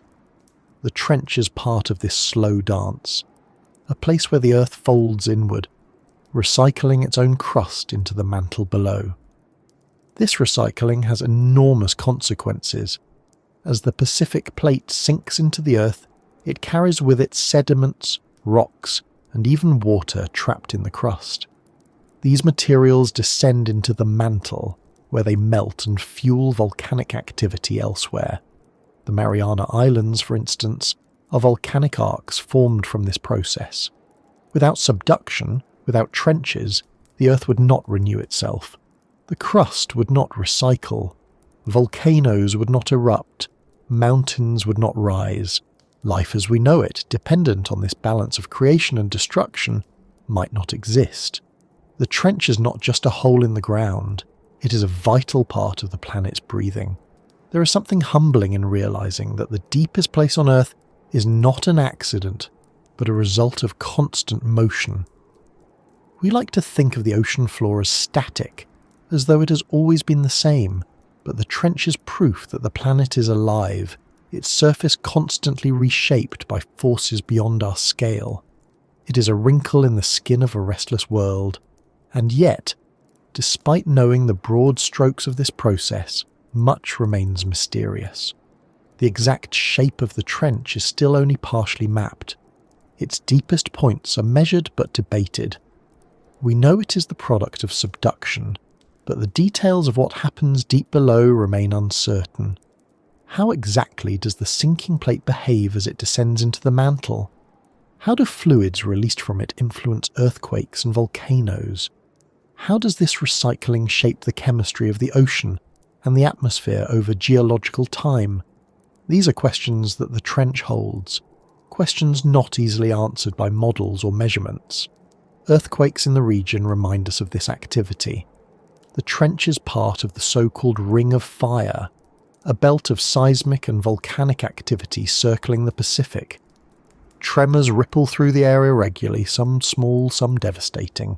These quakes are born from the friction of plates colliding, from the grinding of stone miles beneath the waves. The trench is silent on the surface, but below it the earth is groaning, shifting, reshaping itself. When we think of the trench as a geological feature, we must remember it is not just a scar. It is an active wound, always in motion, always deepening, always pulling the crust downward. What makes this story even more compelling is how it links to life. The subduction that forms trenches also creates environments where deep-sea vents release chemicals into the ocean. Around these vents, ecosystems flourish without sunlight, thriving on chemosynthesis. Some scientists believe life on Earth may have begun in such environments, where the chemistry of rock and water created the building blocks of biology. If that is true, then the trench is not only a feature of geology, but a cradle of possibility, a place where the origins of life itself might be mirrored. And so, when we look at the Mariana Trench, we are not only looking at depth, we are looking at time. It is a record of millions of years of movement, a reminder that the Earth is not finished, not static, not complete. Every centimetre of its depth is carved by motion that continues today, shaping tomorrow's world beneath the surface. To stand at the edge of it, if such a thing were possible, would be to stand not just at the edge of a physical valley, but at the edge of deep time itself. The trench also tells us something about limits. It is the deepest point we know, the maximum wrinkle, the place where the Earth's crust has bent as far as it can without breaking completely. To measure it is to measure the boundary of our planet's surface. Beyond it lies the mantle, a realm we cannot enter, a place of heat and molten rock where pressure and temperature are beyond anything life can withstand. The trench, in that sense, is a threshold. It is as far as we can go downward. Beyond it, Earth itself closes in, and yet, for all its geological importance, the trench remains hidden. We cannot see its ridges with our eyes. We cannot stand at its rim. We can only measure from afar, map it with sonar, imagine it through models. It is a wrinkle we know exists but cannot touch, like a scar beneath the skin we can feel but not see. This is part of its mystery. Even with science, even with technology, it resists being fully revealed. There is also a certain beauty in thinking of the trench as Earth's wrinkle. Wrinkles, after all, are marks of time, of age, of experience. They show where stress has pressed, where motion has repeated, where life has left its trace. The Mariana Trench is Earth's deepest wrinkle, carved not in decades but in millions of years, a sign of the planet's ongoing story. To see it this way is to feel a kind of kinship with the planet itself, to understand that it too wears the marks of time. And as we let that image settle, the wrinkle of the Earth stretching miles deep, holding within it the story of motion, of recycling, of life itself, we find ourselves thinking again about why this trench remains so difficult for us to explore. The forces that created it also keep it hidden. The same collision of plates that pulled the crust downward also filled it with crushing pressure, endless darkness, and silence. The Earth has carved a place that is both revealing and concealing, both essential and inaccessible, and that paradox is what keeps us returning, what keeps the mystery alive. From here, the story moves naturally to the human struggle to reach these depths. Knowing the trench exists is one thing. Touching it, exploring it, understanding it, that is something else. The Earth's wrinkles are vast and the trench is the deepest, but our ability to enter it is always limited by the environment itself. It might seem strange at first that in a time when we send telescopes into orbit and rovers across the surface of Mars, we still struggle to understand a place here on Earth. The Mariana Trench is only a few miles beneath the waves. Compared to the distance to the Moon or to distant planets, that is nothing. And yet we know more about the far side of the Moon than we do about this vast scar in the seafloor. The reasons why are as much about physics as they are about human limits, and they explain why the trench remains such an enduring mystery. The first reason is simple: pressure. The deeper you go, the more intense it becomes, increasing by 1 atmosphere every 10 meters.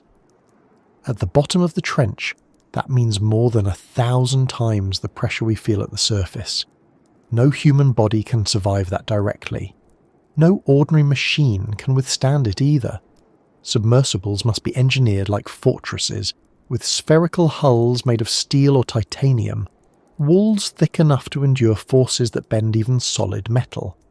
Every joint, every window, every seam is a point of vulnerability.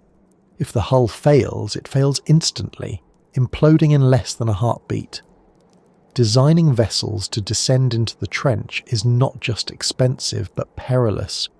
A single flaw can mean catastrophe. The second reason is darkness.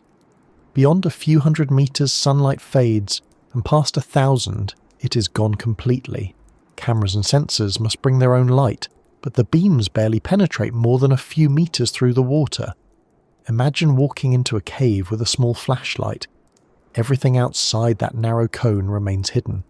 The trench is the same, only larger and more unforgiving.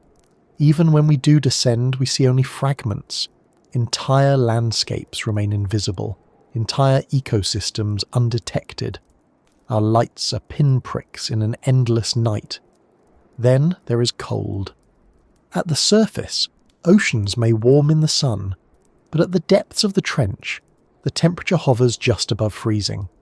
Submersibles must endure not only pressure, but also bitter cold that seeps into every surface, testing materials, draining power, slowing machines. Electronics that work perfectly in laboratories fail after hours in such conditions. Batteries lose efficiency, lights dim, cables stiffen. To explore the trench is to face an environment designed to exhaust technology. Distance adds to the challenge. To reach the bottom of the trench, a submersible must travel for hours. The Trieste in 1960 took nearly 5 hours to descend and just as long to return. That means any exploration is limited not just by what you can endure but by time. Even if everything goes perfectly, a human crew may spend only minutes at the bottom. Unmanned probes can stay longer, but retrieving them is slow and uncertain. Many instruments have been lost, crushed or tangled or simply swallowed by the dark. Each expedition is expensive and the risk of failure is high. Communication is another obstacle. Radio waves do not travel well through water. That is why submarines use sonar and acoustic signals instead. But in the deep ocean, even sound bends and warps, bouncing off layers of water at different temperatures and salinities. Messages from a probe may be delayed, distorted, or lost altogether. That makes remote control difficult. Often, probes must operate largely on their own, programmed in advance with limited ability to respond to unexpected discoveries. By the time data is retrieved, the moment has passed. The abyss does not lend itself to instant feedback. Cost is yet another factor. Designing, building, and deploying machines strong enough to reach the trench requires vast resources. Only a handful of governments, institutions, or individuals have funded such efforts. The Trieste dive was part of a US Navy project during the Cold War, a time when competition drove investment in exploration. James Cameron's solo dive in 2012 was funded partly by private wealth and partly by corporate partnerships. Most scientific institutions simply cannot afford repeated journeys, and without repeated journeys, our knowledge remains thin, built on scattered expeditions rather than systematic study. The environment of the trench itself adds complications. Its seafloor is not flat but varied with ridges, slopes and valleys. Strong currents sweep through, carrying sediments that cloud vision. Landslides occasionally occur, triggered by earthquakes or shifting sediments, sending plumes of mud billowing upward and burying instruments. These events remind us that the trench is not static. It is an active, dynamic landscape, one that resists easy mapping. And then there is the sheer scale of it. The Mariana Trench stretches more than 1,000 miles long, with many different regions, slopes and depths. To study it all would require hundreds of dives, countless probes, decades of effort. What we have now is only a patchwork, glimpses at specific points, measurements from certain angles. The rest is unknown. It is like trying to understand an entire mountain range by standing at the base of one valley. Psychology plays a role as well. To descend into the trench is to put yourself in an environment where you're utterly dependent on technology, where failure means instant death, where you're surrounded by darkness and silence miles thick. Few people are willing to take that risk, and even fewer have the opportunity. The experience is isolating, claustrophobic, and extreme. Those who have done it describe it as humbling, even unsettling, an awareness of vulnerability unlike anything on land. That psychological barrier is part of why exploration has been so rare. Yet perhaps the greatest reason we struggle is that the trench is not ours to command. We approach it with machines, lights and plans, but the abyss is indifferent. It swallows signals, tests metals, erodes certainties. Every descent reminds us not of conquest, but of limitation. We are visitors, allowed only brief moments before the environment forces us back. Unlike mountains which can be climbed, or deserts which can be crossed, the trench cannot be inhabited, cannot be claimed. It resists permanence, it demands humility. And this is why, even today, the Mariana Trench remains mysterious. It is not that we have ignored it. It is that every attempt to know it is met with barriers. Pressure crushes, darkness blinds, cold numbs, distance isolates, cost restricts. And even when all these are overcome, time runs out. We return to the surface with fragments, videos of snailfish, samples of sediment, recordings of strange sounds, but the whole remains hidden. It is worth remembering that our struggle is not failure. Each attempt adds to our knowledge, each glimpse builds the picture. We have learned more in the last century than in all of human history before, and yet, compared to what remains unseen, our knowledge is still a thin thread. That thread stretches downward into the abyss, fragile but persistent, always pulling us to return. And so, as we think about why we struggle to explore the trench, we also think about what we have managed to find despite those struggles. Because even with pressure, darkness and cost against us, we have heard things in the trench that defy easy explanation. Sounds too strange, too powerful, too unearthly to ignore. These ghostly echoes hint that the trench has stories to tell, if only we can learn how to listen. When we imagine the trench, we often picture it as silent, a place where sound has no role, where darkness is matched by stillness, where nothing moves and nothing calls. But that picture is incomplete. The ocean is never truly silent, and the trench least of all. It is filled with sounds, some understood, many unexplained, echoes that travel for miles through water, bouncing off ridges, bending with currents, carrying across entire basins. To listen to the ocean floor is to hear a language we do not yet understand, a mix of natural forces, living voices and ghostly noises whose origins remain mysterious. Water is a remarkable medium for sound. Unlike air, it carries vibrations quickly and efficiently, sometimes across entire oceans. Whales, for example, can call to each other from thousands of kilometers away. Earthquakes send rumbles through the sea that can be detected around the globe. Even the cracking of ice in polar regions produces sounds that travel into distant trenches. The abyss is not cut off, it is connected through sound, a hidden network of vibrations moving invisibly through the dark.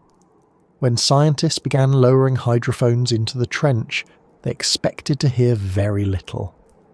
What they discovered was the opposite. The ocean floor is alive with noise. Some of it is easy to explain. The groaning of tectonic plates, the deep rumbles of earthquakes, the shifting of sediments down steep slopes. All of these produce distinctive signatures. Each quake sends shockwaves into the water, rolling through the trench like thunder through a canyon. These sounds remind us that the trench is not static but geologically active, a place of constant motion. Other sounds come from life. Whales are among the loudest animals on the planet, their calls resonating across vast distances. Some species dive deep, far below the surface, carrying their songs with them. Hydrophones in the trench have recorded the moans, clicks and songs of these giants, their voices echoing in the abyss. To imagine such a sound in that darkness, a distant call from a creature swimming through black water miles above, is to feel both wonder and unease. It is a reminder that even in the trench, life's presence is not erased. It is carried by sound. But there are also sounds that defy easy explanation. In 1997, one of the most famous examples was recorded, the bloop. Detected by hydrophones thousands of kilometers apart, it was an ultra-low frequency sound louder than any known animal, lasting for about a minute. At first, speculation ran wild. Could it be a creature larger than any whale, a leviathan lurking in the deep? Later analysis suggested it was most likely the sound of ice fracturing in Antarctica. Still, the mystery captured the imagination, and to this day, many remember the bloop as a ghostly voice from the deep. The trench itself has produced similarly puzzling sounds. In 2016, scientists recorded what they called the Western Pacific Bio-Twang, a 5-part call that lasted several seconds and repeated regularly across seasons. It was unlike any known animal call, rising in frequency and then falling, almost mechanical in its rhythm. Eventually, researchers suggested it might be produced by minke whales, known for making unusual and complex calls. But the fact that it was first heard in the trench only deepened the sense of mystery. Other noises are still unexplained. Hydrophones have picked up bangs, booms, and metallic pings that seem to come from nowhere. Some could be geological, rocks shifting, gases escaping, landslides rolling down steep slopes. Others might be biological, signals from animals we have not yet studied. And some remain unresolved, sounds with no clear source, echoes that seem to belong to nothing we know. These ghostly sounds remind us how little we understand about the trench, how much is still hidden. Part of the difficulty lies in how sound travels through water. It bends and refracts depending on temperature, pressure and salinity. Layers of water can trap sound, bouncing it back and forth across the ocean. A noise from hundreds of kilometers away might arrive in the trench distorted, stretched, unrecognizable. That makes it difficult to trace origins. A call might seem local but be distant. A boom might seem near but be far. The trench becomes a theatre of echoes, a place where distance and direction blur. Listening to the trench is both fascinating and unsettling. Unlike sight, which is limited by light, sound carries impressions of vast distances. A hydrophone records not only the immediate surroundings, but the ocean as a whole. To hear it is to realise that the abyss is not isolated. It is connected to earthquakes in Japan, to ice breaking in Antarctica, to whales migrating across the Pacific. The trench is part of a global soundscape, a chorus of geological and biological voices that meet in its depths. And yet, within that chorus, there are always whispers we cannot explain. It is easy to see why such sounds feed imagination. A deep, resonant boom echoing in the dark could be mistaken for the movement of some enormous beast. A rhythmic call with no known source could be taken as proof of hidden life. Even when science offers explanations, the feeling remains. There are noises in the trench that we do not yet fully understand and perhaps never will. What makes these sounds so intriguing is that they carry information. A single recording can tell us about the size of an earthquake, the path of a whale, the collapse of a glacier. They are messages from the natural world written in vibrations. By studying them, we begin to piece together the unseen movements of the ocean. But to listen also means to confront our ignorance. Each unexplained sound is a question. Each echo we cannot place is a reminder that the abyss still holds secrets. There is also something profoundly human about listening in this way. We are creatures who rely on sight above all else, and yet in the trench, sight fails us. Sound becomes our substitute. We lower microphones into the dark, straining to hear what we cannot see. It is an ancient instinct, listening for danger in the night, listening for voices in the dark. In the trench, that instinct returns, magnified by the scale of what surrounds us. Each crack, each boom, each echo is amplified by our imagination, turning sound into story. The ghostly sounds of the trench, then, are not just scientific data. They are experiences. To hear them is to feel the presence of forces larger than us, to sense that the ocean is alive with voices we do not fully understand. They blur the line between knowledge and mystery, between what we can measure and what we can only imagine. And they remind us that silence is never truly silent. Even in the deepest abyss there are echoes, murmurs and songs. As we think about these sounds, whales calling, rocks shifting, ice cracking, unknown signals pulsing through black water, we realise that listening is one of the few ways we can glimpse the trench without being there. It is our ear pressed to the skin of the earth, catching hints of what happens below. And in those hints, we're reminded again of how much we have yet to discover. The trench speaks in vibrations, in noises that cross oceans and resonate through stone. To study it is to translate those echoes into meaning. But even as we do, there will always be some that remain unexplained, sounds that linger like ghost stories of the deep. And those stories pull us onward, urging us to map what has not yet been mapped, to uncover what still lies hidden. When we look at maps of Earth, the oceans are painted in broad strokes. We see outlines of continents, lines of latitude and longitude, names of seas and basins. On some maps, shading suggests depth, darker blues for deeper waters. It gives the illusion of knowledge, as though the ocean floor has been measured and charted as thoroughly as the land above. But this is only an illusion. The truth is that most of the seafloor, including the Mariana Trench, remains largely unmapped in detail. Beneath the surface lies a world still hidden from us, as unmapped as unexplored planets, waiting quietly in the dark. This might be surprising at first. Satellites orbit the Earth, scanning every inch of its surface. Surely they can map the seafloor too, and they can in a way. Satellites measure small variations in the height of the ocean surface, caused by the pull of gravity from underwater mountains and valleys. From this, scientists can infer the general shape of the seafloor, but this method is approximate. It tells us where the ridges and trenches are, but not their fine details. It is like seeing the outline of a mountain range through fog without knowing the shape of its peaks and valleys. For that, we need sonar, sound waves bouncing off the bottom, measured from ships. And there lies the problem. The ocean is vast, and mapping it in detail with sonar requires ships to sail slowly back and forth across every mile, sending pulses downward and recording the echoes. To cover the entire seafloor this way would take centuries with the ships we have now. As a result, less than a quarter of the ocean floor has been mapped in high resolution. The Mariana Trench, despite its fame, is included in the unmapped majority. We know its general outline, its approximate depth, its location.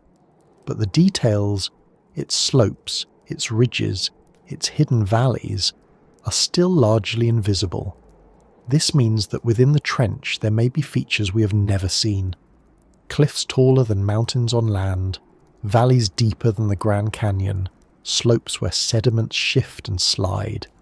Each of these could host unique ecosystems, shaped by currents and chemistry, isolated in ways that produce strange forms of life. Without detailed maps, we cannot know. Each dive into the trench is like stepping into an unknown landscape with no guide, no chart, only guesswork about what lies ahead. The scale of what remains unmapped is difficult to grasp. Imagine if we knew only the outlines of continents, but not the shapes of their rivers, mountains or forests. That is our knowledge of the ocean floor. The trench is a scar we can measure in broad numbers, but not one we can describe in detail. This lack of mapping is part of why it remains a mystery. We cannot fully study what we cannot see, and so our knowledge comes in fragments. Samples taken from a single site, images recorded in narrow cones of light, data from isolated instruments. The rest is blank space on the map. This blankness has consequences. Without detailed maps, we cannot fully understand geological processes. We cannot predict how earthquakes ripple through the region, or how landslides reshape the seafloor. We cannot trace the flows of deep currents that carry nutrients and sediments. We cannot know where life gathers, where vents release chemicals, where rare ecosystems might thrive. The trench is not only deep, but wide, and every slope and ridge may hold something new. Until it is mapped, we are guessing. There is also a strange beauty in this blankness. In an age when so much of the world feels documented, categorized, and photographed, the trench is a reminder that mystery is still real. There are still places where no human eye has looked, where no camera has recorded, where the map simply stops. These unmapped worlds beneath us are as real as any distant planet.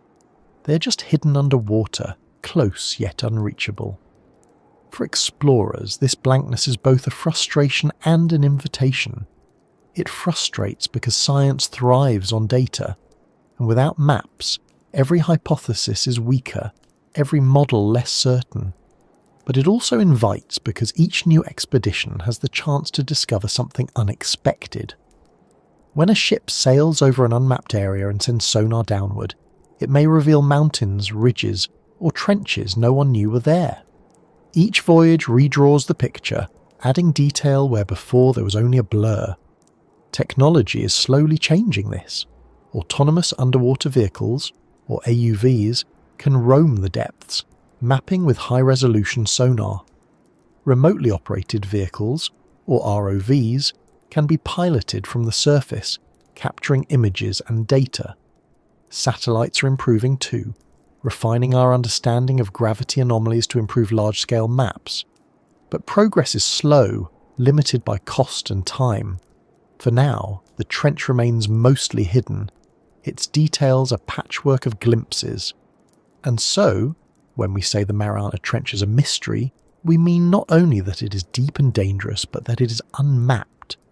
We know the height of Everest to the meter. We know the paths of rivers across continents.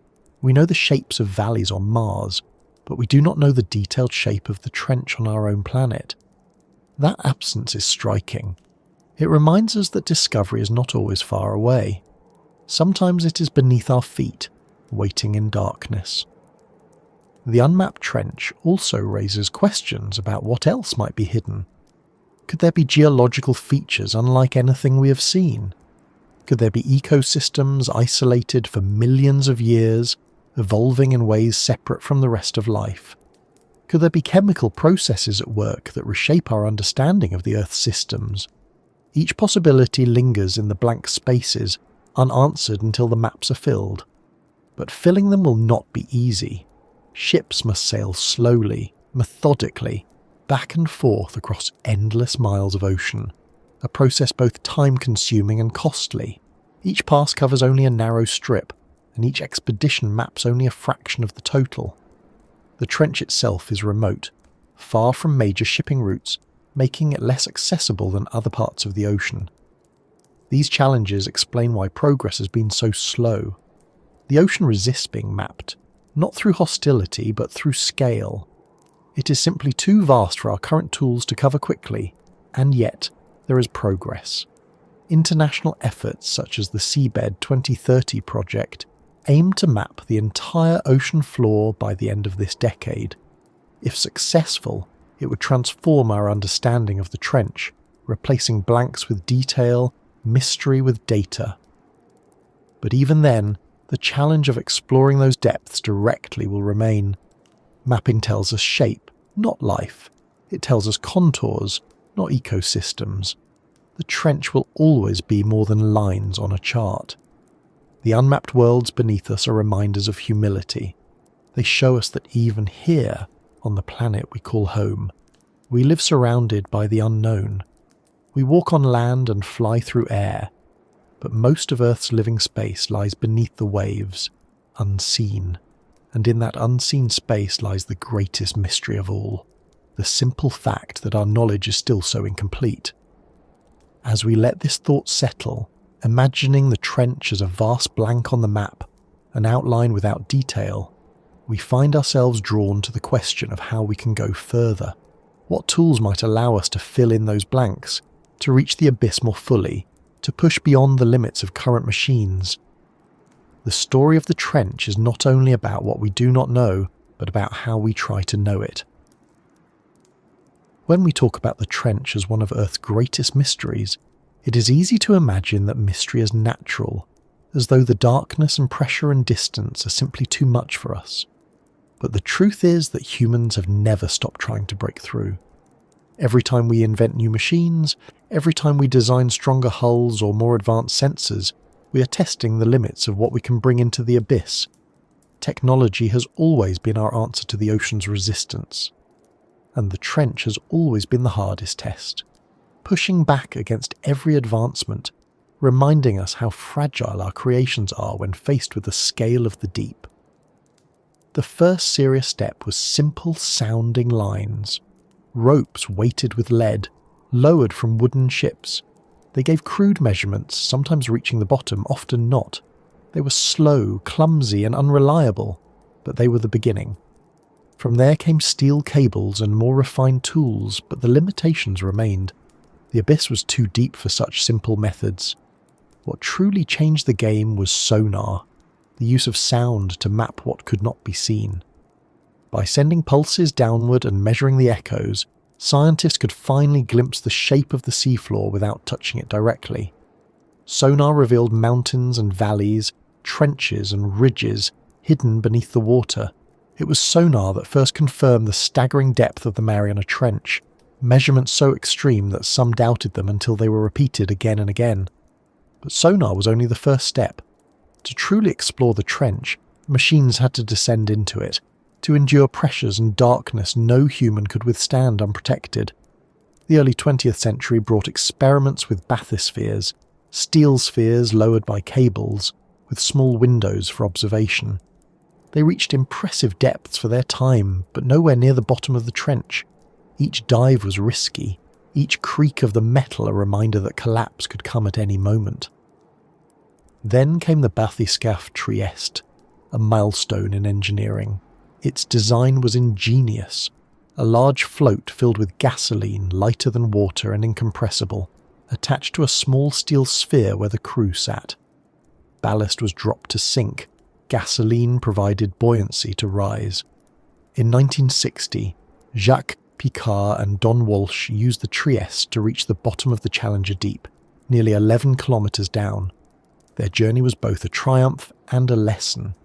They proved it was possible, but their stay lasted only minutes, and their view was limited to whatever their small lights could illuminate. Technology had brought them there, but only just.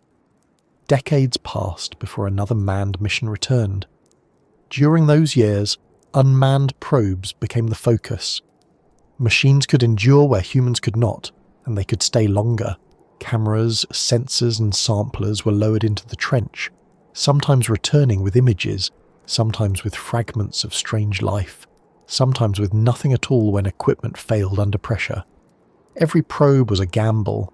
Some were crushed, some were lost, some returned with data that deepened the mystery rather than solved it. The abyss has a way of humbling technology, of exposing weaknesses. It accepts no shortcuts, no fragile designs. In the early 21st century, technology advanced again. James Cameron's Deep-Sea Challenger was one of the most sophisticated submersibles ever built. designed specifically to survive the trench. Sleek and narrow, built with special materials, it carried him solo to the bottom in 2012. The dive lasted hours, with cameras recording as much as possible. The footage showed a barren alien landscape, and samples revealed strange life forms. It was a triumph of engineering, but also a reminder of limits. Even with modern materials, the submersible could not cover much ground. Even with advanced lights, the view was narrow. Technology had improved, but the trench remained elusive. Other vehicles, like remotely operated submersibles and autonomous underwater drones, have added to our reach. They can stay longer, map more precisely, and gather more data than manned missions, but they too face the same barriers. Pressure destroys housings, cables tangle, lights fade. Every descent carries risk, and every machine that returns intact is celebrated. The trench is not hostile in the sense of intent. It is simply indifferent, and that indifference is enough to undo our most carefully built machines. What is striking is how the abyss forces us to innovate. Materials science, robotics, sensors, all of these fields advance when faced with the trench. Engineers design stronger hulls, new alloys, and pressure-resistant electronics. Biologists create instruments that can preserve fragile deep-sea life long enough to study it at the surface. Data scientists invent methods to interpret the faint signals gathered in the dark. In a sense, the trench is not just a frontier for exploration, but a workshop for invention. By challenging us, it drives technology forward. Still, the imbalance remains. Technology can reach the trench, but only briefly, only in pieces. Our machines are temporary visitors. They cannot stay. They cannot build permanent presence. They cannot conquer the abyss the way humans have conquered land and sky. This is what makes the trench feel so mysterious even now. It is not that we have never seen it. It is that we can never see enough. Technology lets us peek through keyholes, but the door remains closed. There's also something psychological in the relationship between technology and the trench. On the surface, we tend to think of technology as unlimited. We build skyscrapers taller each year, rockets that leave the atmosphere, computers that process information faster than thought. But in the trench, those illusions fall away. Technology has shown its limits. Machines bend, crack, fail. Lights fade into darkness. Data is incomplete. It reminds us that our creations, no matter how advanced, are still fragile compared to the immensity of nature. And yet, this struggle is also the reason we keep returning. Each time technology fails, we learn. Each time it succeeds, even briefly, we see something no one has seen before. That tension, the abyss resisting, technology pushing forward, is what defines exploration of the trench.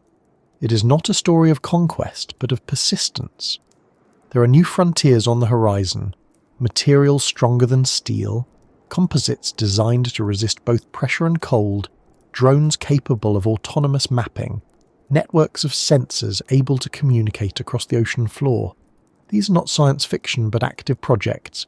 If they succeed, we may finally map the trench in detail, study its ecosystem systematically, record its sounds with clarity. Technology may never conquer the abyss, but it may learn to live with it long enough to reveal more of its secrets. But for now, the balance remains the same. Each dive is rare, each probe precious, each image celebrated. Technology lets us touch the trench, but only lightly, only briefly, never fully. The abyss still decides how much it reveals, and as we think about that relationship, the push and pull between machine and ocean, we are reminded of why we are so fascinated by the trench in the first place. It is not only the geology, not only the pressure, not only the darkness, it is the life that endures there, life that technology reveals in glimpses, creatures that stretch imagination, organisms that challenge science, beings that show us how much we still do not know. When we first imagined the abyss, we thought it was empty, too cold, too dark, too pressurized for anything to live. Even when explorers began sending nets and lines into deeper waters, many assumed nothing would come back. And when strange things did, fragile and unfamiliar, some dismissed them as mistakes or accidents, pieces of creatures from shallower seas that had drifted downward. But the truth, as we now know, is that the trench and other deep places are alive. Not just alive in the sense of microbes clinging to rocks, but alive with strange, complex forms that challenge what we think is possible. The strangest life forms ever found remind us that the abyss is not barren. It is alien, right here on our own planet. Some of the most startling discoveries have been fish. The snailfish, for instance, looks too delicate to survive. Its body is translucent, pale, almost ghost-like. It lacks scales, lacks the gas-filled swim bladder most fish use to stay buoyant. Its bones are reduced, its skin thin, its muscles soft, and yet it thrives at depths of 8 kilometers, where the pressure would crush any land animal instantly. Instead of resisting the pressure, it yields to it. Its body is built to be flexible, its cells supported by special molecules that keep proteins and membranes stable under crushing force. Scientists have captured footage of them gliding slowly over the seafloor, calm and effortless, where we could not survive a moment. Amphipods are another surprise. These small, shrimp-like crustaceans scurry across the sediments in huge numbers, cleaning up organic debris that falls from above. But deep in the trench, they are unlike their shallow water cousins. Some have been found incorporating aluminum into their shells, an adaptation not seen anywhere else, possibly to resist the corrosive environment. Others carry microplastics inside them, evidence that even the most remote ecosystems are touched by human waste. To think that tiny creatures living under pressures that crush steel still manage to eat, reproduce and survive, it stretches our sense of resilience. Then there are the creatures that almost defy description. Gelatinous animals that look like drifting ribbons or balloons, transparent and delicate, glowing faintly with bioluminescence. Some look like ghostly parachutes drifting through the water, others like tangled strings of light. Many of them cannot survive being brought to the surface. The change in pressure and temperature destroys them before scientists can study them in detail. They exist for us only in brief glimpses of video, fragile flashes of life that dissolve the moment they leave their world. Certain deep-sea cucumbers, called sea pigs, shuffle along the trench floor feeding on detritus. They have small tube-like feet and soft, bloated bodies that make them look more like toys than animals, yet they are perfectly adapted to sweep across the sediment, digesting whatever organic material has drifted down from the surface. Some appear in large herds, spread across the seafloor like a slow-moving carpet. Watching them is surreal, a reminder that even in the trench, life finds ways to fill every niche. Some of the strangest discoveries are microbial. Samples from the trench floor reveal bacteria living in sediments under immense pressure, feeding on compounds that would be toxic to most organisms. Some of these microbes break down hydrocarbons, others survive on hydrogen or methane, still others thrive on minerals from the crust. They represent entire branches of life that function differently than what we're used to on the surface. Studying them has revealed enzymes and molecules that resist pressure, insights that may one day have uses in medicine or industry. But beyond practical value, their existence challenges us to rethink what it means for an environment to be habitable. If life can survive here, then it can survive in places we once dismissed as impossible. The discovery of xenophyrophoras, giant single-celled organisms, adds another layer of strangeness. These beings can grow as large as dinner plates, far bigger than typical cells.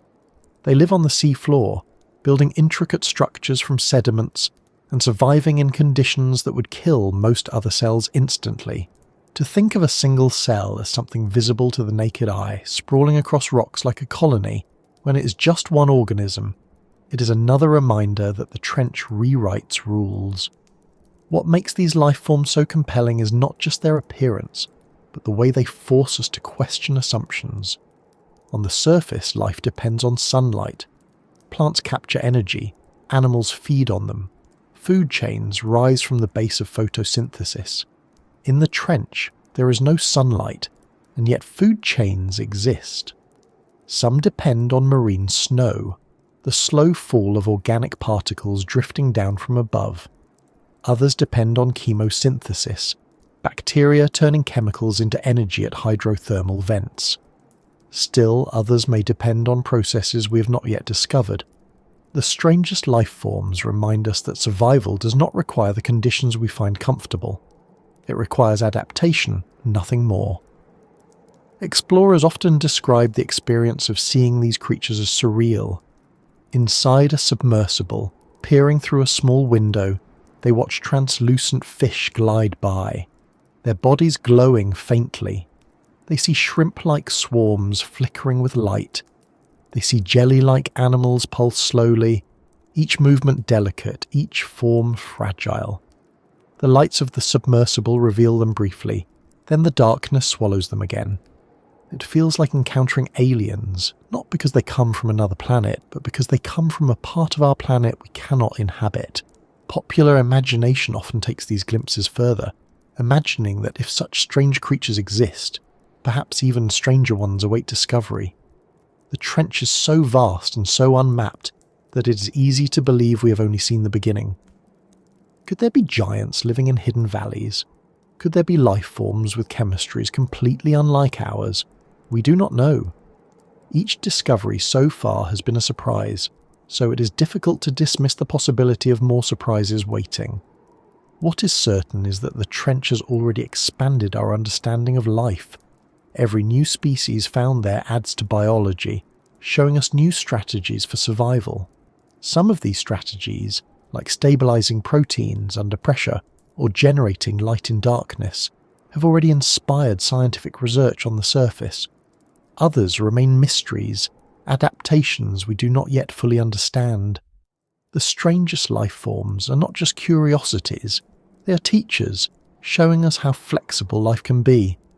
It is also striking that many of them look fragile, almost delicate, as though they would fall apart in an instant.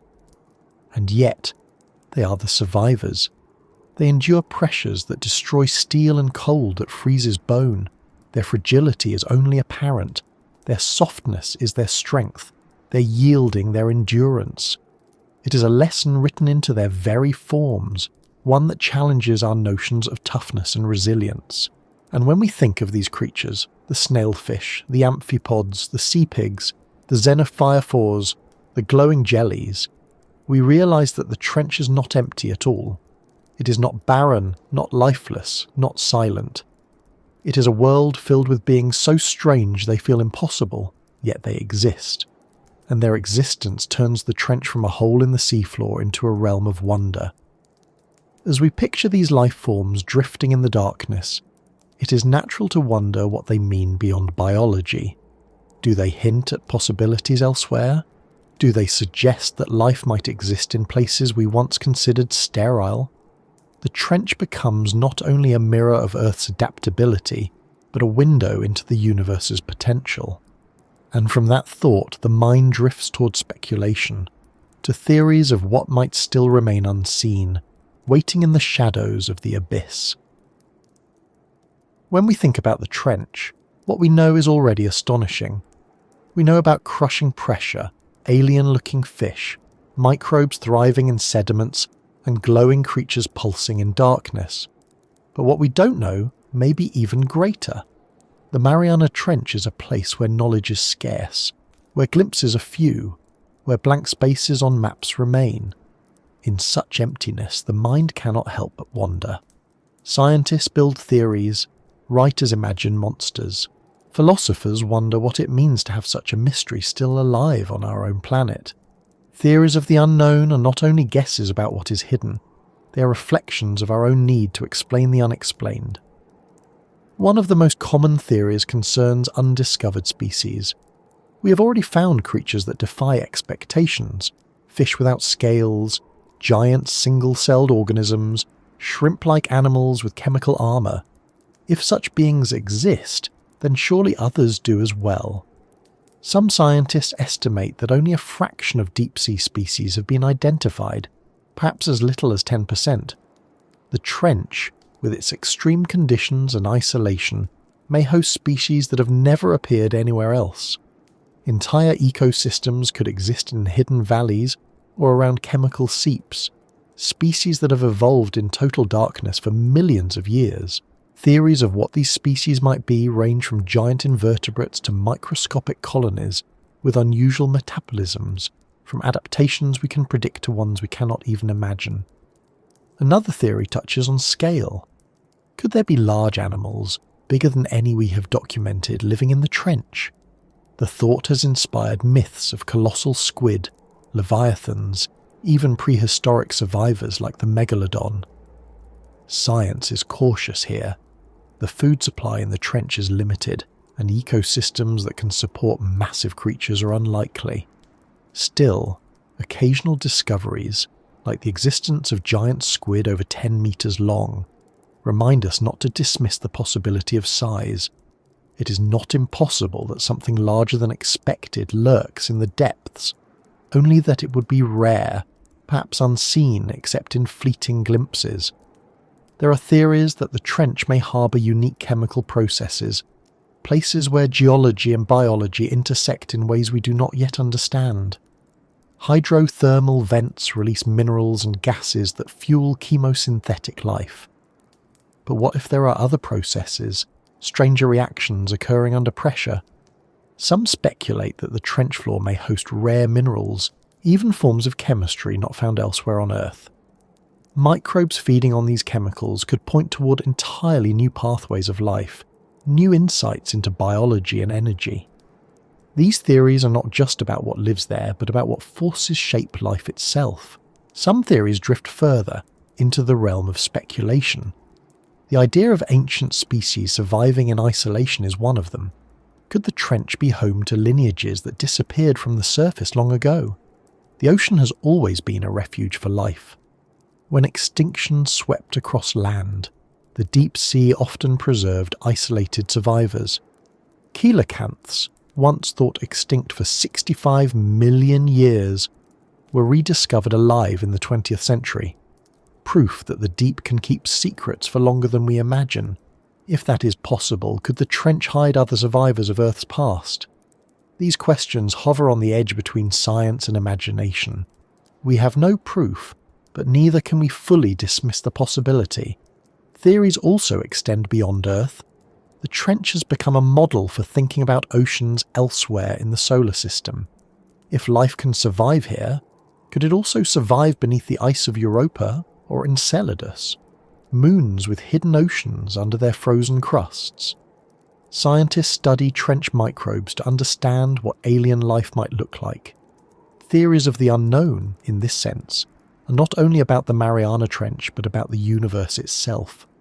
The unknown here helps us imagine the unknown out there, and then there are the theories built less on science and more on imagination. Popular culture has filled the trench with monsters, lost worlds, and hidden civilizations. Novels and films place prehistoric sharks in its depths, colossal beasts waiting to rise, even alien bases tucked into its shadows. These are not scientific theories, but they reveal something true about us. When faced with the unknown, we fill it with stories. We cannot resist giving shape to what we cannot see. The trench, being the deepest and darkest place on Earth, becomes a canvas for our fears and our hopes, our fantasies of danger and discovery. Even within science, there is a recognition that not knowing is part of the mystery. Theories of the unknown are not always meant to be correct. Sometimes they are meant to guide exploration, to suggest questions, to point us toward possibilities. A theory about a new species, or a new chemical process, or a hidden ecosystem may or may not be true, but it shapes the way we search, the tools we build, the experiments we design. The unknown inspires theories, and the theories inspire action. It is worth remembering that many of today's facts were once theories of the unknown. Before sonar, the trench's depth was only a guess. Before the Trieste, the idea that humans could survive the descent was speculation.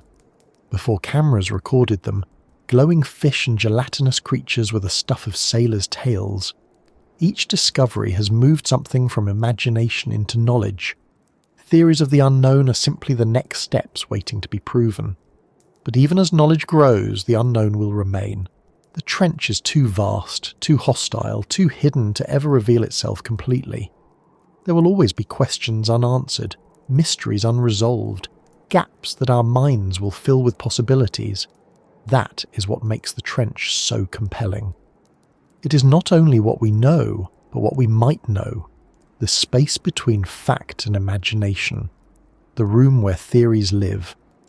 And as we let these ideas drift in our thoughts, theories of new species, of ancient survivors, of strange chemistry, of alien parallels, we begin to see that the unknown is not just a limitation. It is a source of wonder. It is the reason the trench still fascinates us, the reason we return again and again with ships, probes and dreams. The unknown is not an absence. It is a presence, a reminder that the world is bigger than our knowledge of it.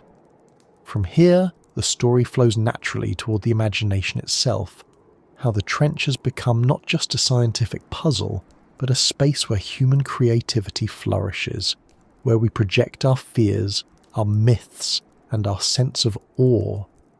It is not only about what is down there, but about what we think might be, and how that shapes our understanding of ourselves. For as long as humans have lived alongside the sea, we have filled its depths with imagination. Long before anyone lowered weighted lines or designed submersibles, the abyss was already alive in our stories. The Mariana Trench, though unknown by name until modern times, belongs to that same tradition of imagining the sea as more than water, more than salt and currents, but as a place of secrets, monsters, and mysteries. The trench is not just a geological feature. It is a canvas for the human mind, a mirror of our fears and our dreams. When we think about imagination and the sea, legends are the first things that come to mind.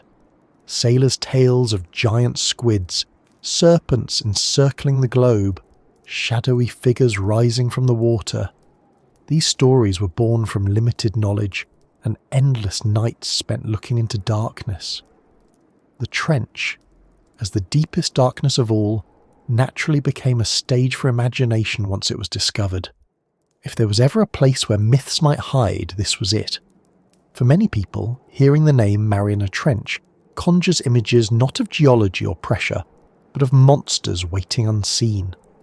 Popular culture has embraced that idea, turning the trench into a setting for novels, films, and speculation. Sharks larger than any living species, colossal cephalopods, even prehistoric survivors like the megalodon, have all been imagined rising from its depths. These stories are exaggerations, of course, but they reveal something important. The trench satisfies a deep psychological need for mystery. Imagination has always grown strongest where knowledge is weakest. On land, we map mountains, we chart rivers, we give names to every valley. Once mapped, they lose some of their power as blank spaces for the mind to fill. The trench resists that process. It is still unmapped in detail, still unreachable for most, still filled with gaps in knowledge. Those gaps are fertile ground for imagination. Every unexplained sound, every blurry image of a strange creature, every missing detail on the map becomes a seed for stories. Where science pauses, imagination rushes in. But imagination is not only about monsters and fear, it is also about wonder. For many, the trench represents the last untouched wilderness, a place beyond human reach. In an age when satellites photograph every corner of the globe, when drones fly over forests and deserts, when mountains are climbed and rivers dammed, the trench stands apart. It is not tamed. It is not conquered. It cannot be lived in or controlled. That sense of limit inspires awe, a reminder that Earth is larger than us. Imagination responds by painting the trench as a realm of beauty as well as danger, a place where glowing creatures drift like stars, where alien life might be waiting quietly, where mystery is preserved. Science itself is shaped by imagination when it comes to the trench. Theories of unknown species, of hidden ecosystems, of chemical processes not yet understood. All of these are products of imaginative thinking as much as they are of data. To explore the trench requires more than instruments. It requires the ability to picture what might be there, to design tools for possibilities we have not yet seen. Engineers imagine pressure-resistant hulls before they exist. Biologists imagine adaptations before they find them. Imagination is the first step toward knowledge. Without it, the trench would remain forever untouched. Artists and storytellers have also been drawn to the trench. In films, it becomes the lair of creatures from the deep. In books, it is the stage for human drama, where explorers confront not only the abyss but themselves. In documentaries, it is framed as the last great frontier, narrated with reverence and suspense. Each of these interpretations shapes how we think about it. For many people, the trench is not geology or biology, but story, a place they encounter first through imagination rather than science. That layering of story over reality ensures that the trench will always be more than just a location. It is a symbol, a metaphor, a reminder of what lies beyond our reach. Imagination also feeds on the trench because it represents inversion. On land, the highest point, Mount Everest, is familiar to us. Climbers ascend it, photographs are taken from its summit, documentaries show its slopes. The trench is the opposite.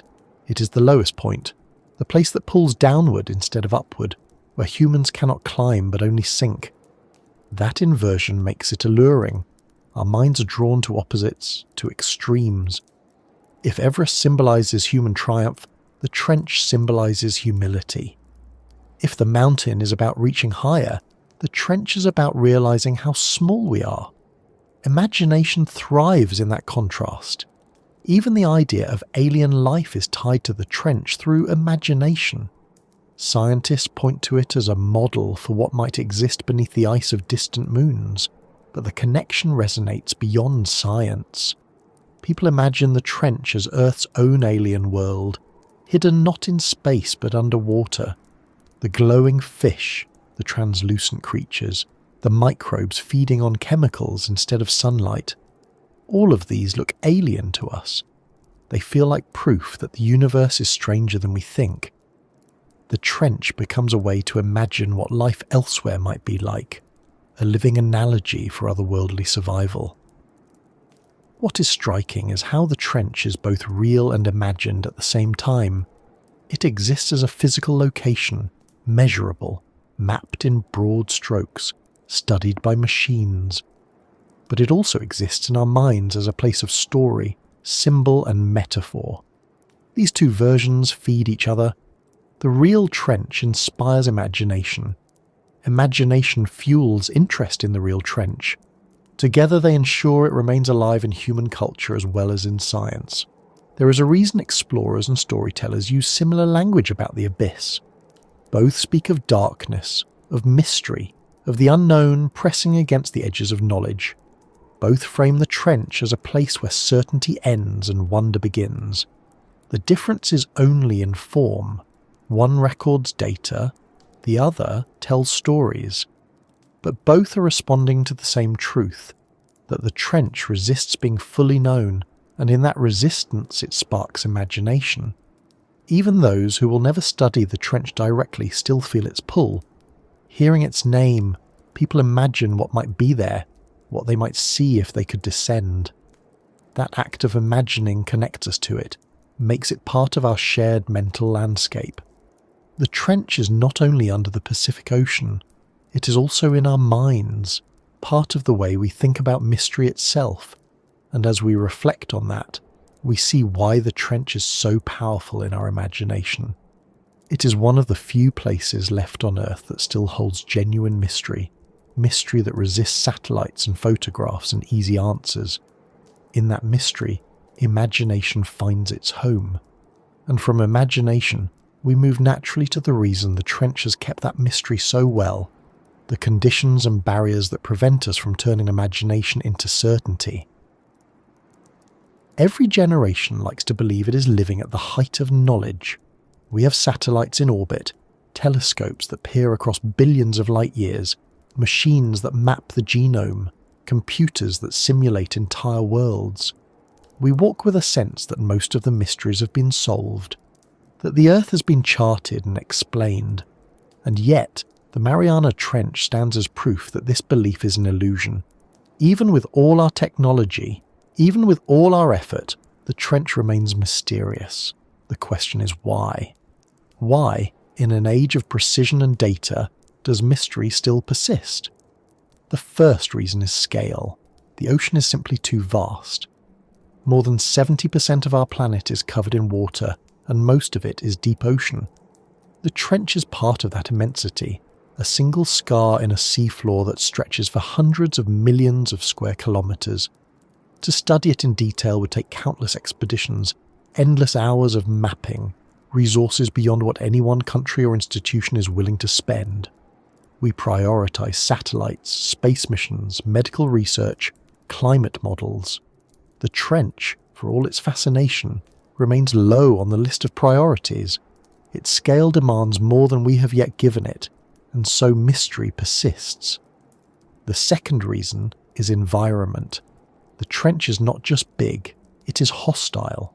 Pressure increases by a full atmosphere every 10 metres.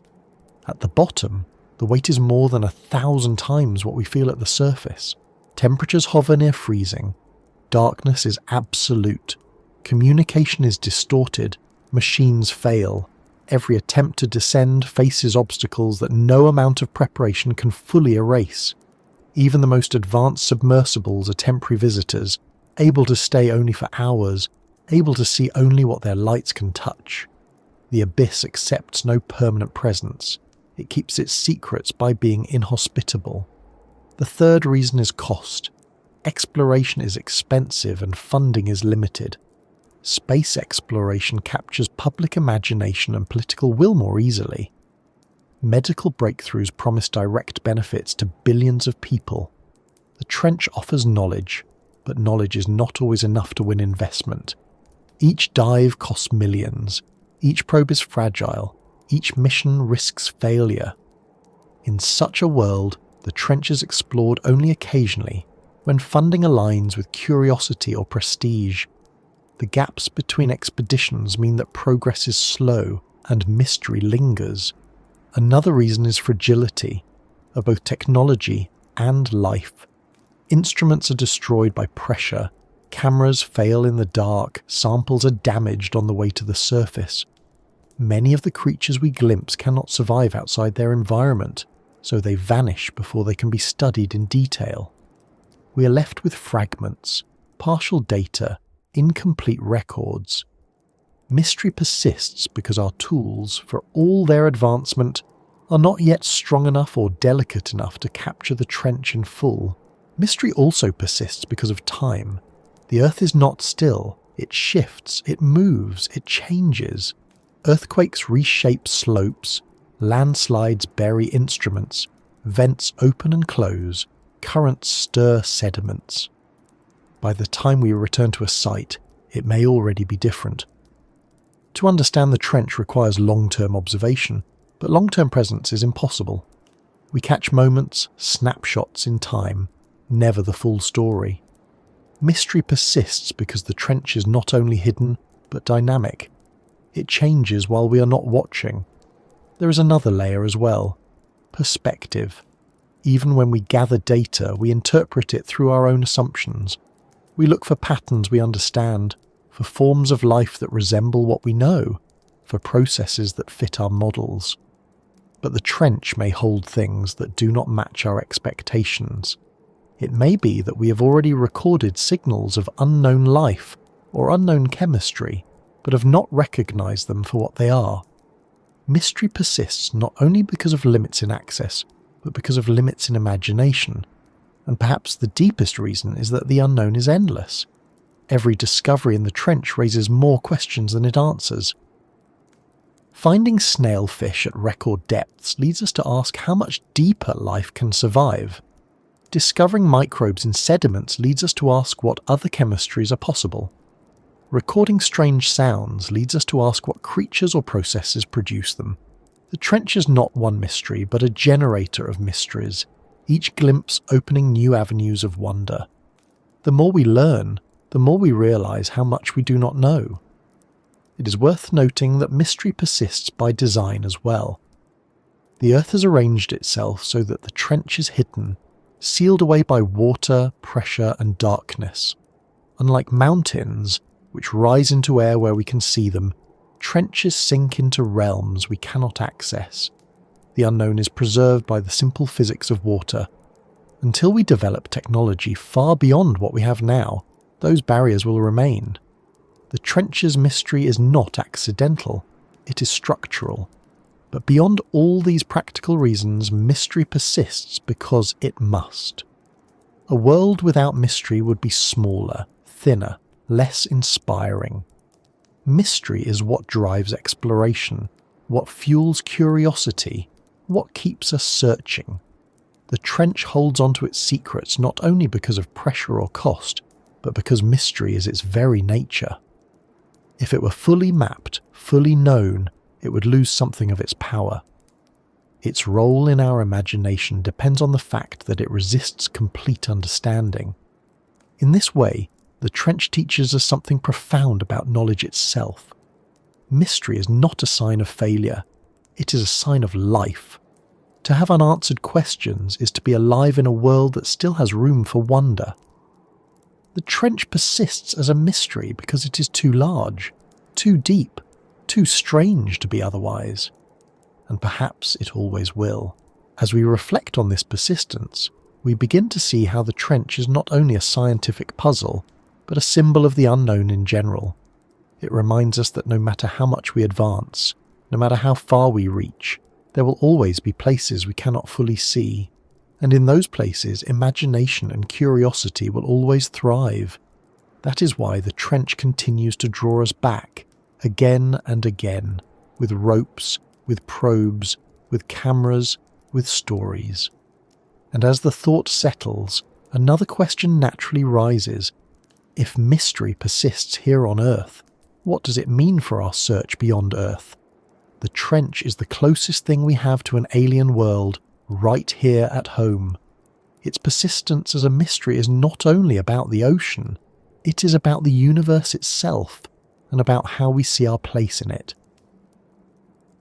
When we talk about the Mariana Trench, it's easy to get lost in its numbers.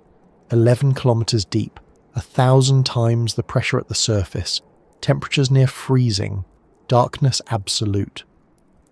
But the trench is not only about physics or biology or geology, it is also about us. What we see in the abyss reflects the way we think, the way we hope, the way we confront our own limits. The trench, in a strange way, holds up a mirror, and when we peer into it, we learn as much about ourselves as we do about the ocean. The first lesson is humility. On the surface, it is easy to feel as though we dominate the planet. We build cities that glow through the night. We carve roads through mountains. We send machines into orbit and land on other worlds. But the trench resists that sense of control. It is too deep, too dark, too unyielding for us to conquer. Even our most advanced machines are temporary visitors, fragile and limited. When we descend, we do so carefully, cautiously, knowing that the abyss does not forgive mistakes. This humbling reminder is valuable.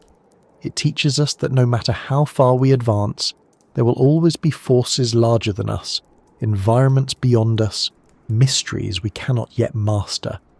The second lesson is resilience.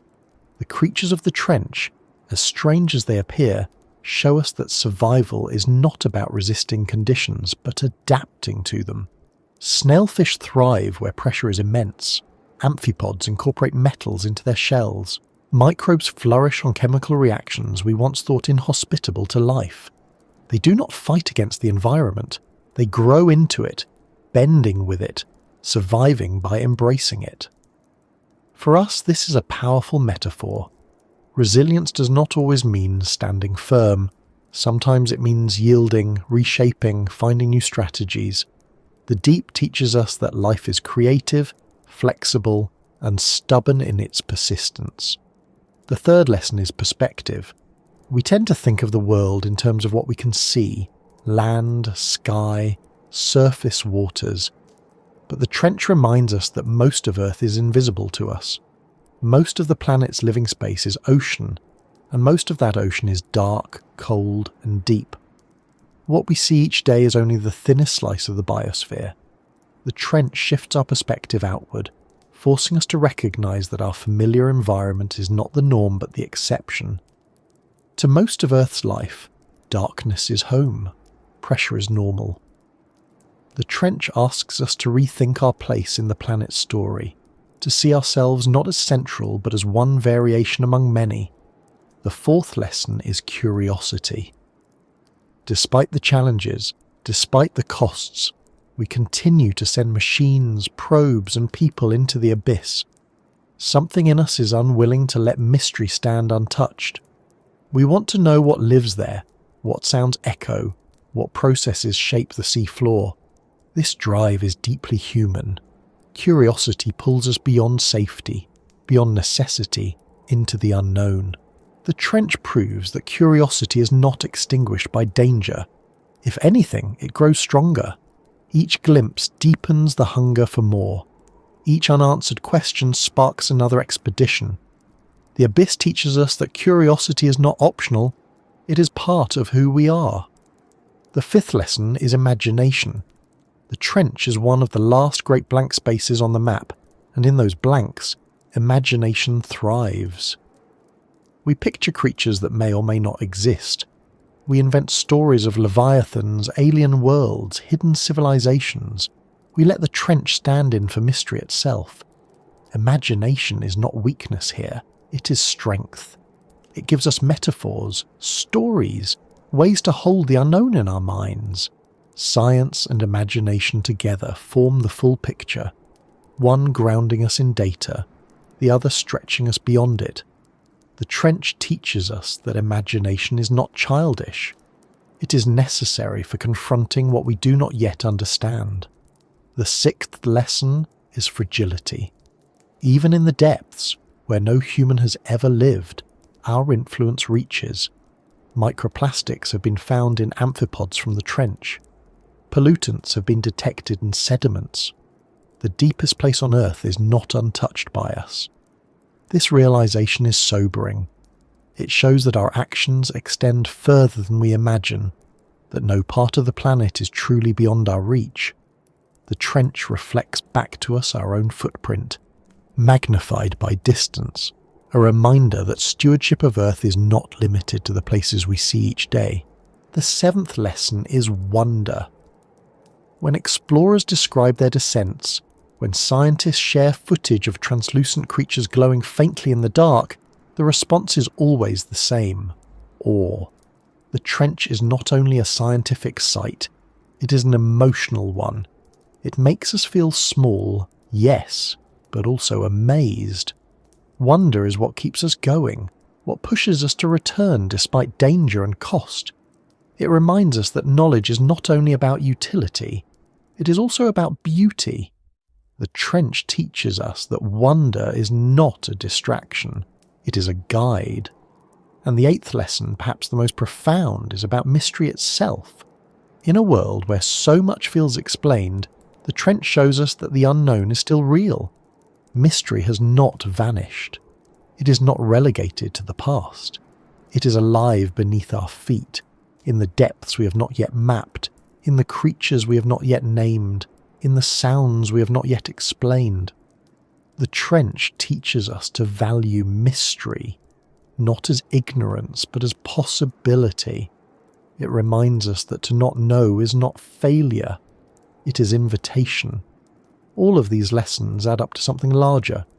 The trench is not just about geology, biology, or exploration. It is about the human condition. It shows us our limits and our strengths, our curiosity and our imagination, our fragility and our resilience. It reflects us back to ourselves, distorted through pressure and darkness, but recognizable. We look into the abyss and see not only the unknown, but ourselves confronting it, and perhaps that is why the trench holds such power. It is not only about what lies down there, it is about what rises up in us when we think about it. Humility, resilience, perspective, curiosity, imagination, fragility, wonder, mystery. These are not only lessons of the abyss, they are lessons of being human. The trench simply magnifies them, forcing us to confront them in their rawest form. And as we let those lessons settle, as we think about what the deep teaches us about ourselves, another thought follows naturally. If the trench mirrors us, if it teaches us these things, then perhaps the way we speak of it, the way we close its story, says as much about us as anything else. The trench becomes not only a place of mystery, but a place of reflection, a quiet reminder of where we stand in the grand story of Earth. We've travelled together through the ocean's surface and descended into the abyss, followed stories of pressure and darkness, creatures and sounds, science and imagination. We've tried to see the trench not just as a physical place, but as a reminder of what it means to explore. And now, as we reach the end, it's worth slowing down and resting in that thought, the idea of the deepest place on Earth as a kind of resting place, not only for geology and biology, but for mystery itself. The Mariana Trench is not loud. It does not announce itself with volcanoes or storms. It is quiet, hidden, lying beneath miles of water. In that sense, it is easy to forget, easy to overlook. Most of us will never see it, never come close. But its silence is deceptive. Within that quiet lies the groaning of tectonic plates, the calls of whales, the whispers of unseen creatures. It is alive with sound and movement, and yet, because it is so far away, because it is sealed by pressure and distance, it feels like the world's most private place, a place where Earth keeps secrets, a place where we can imagine the unknown without interruption. Resting in the depths means recognizing that some mysteries are not meant to be solved quickly. We live in a culture that pushes for answers, for instant explanations, for certainty. But the trench resists that pace.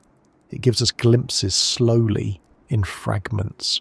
A blurry video here, a strange sound there, a sample that raises more questions than it answers. The abyss does not yield easily. It asks for patience, for humility, for respect.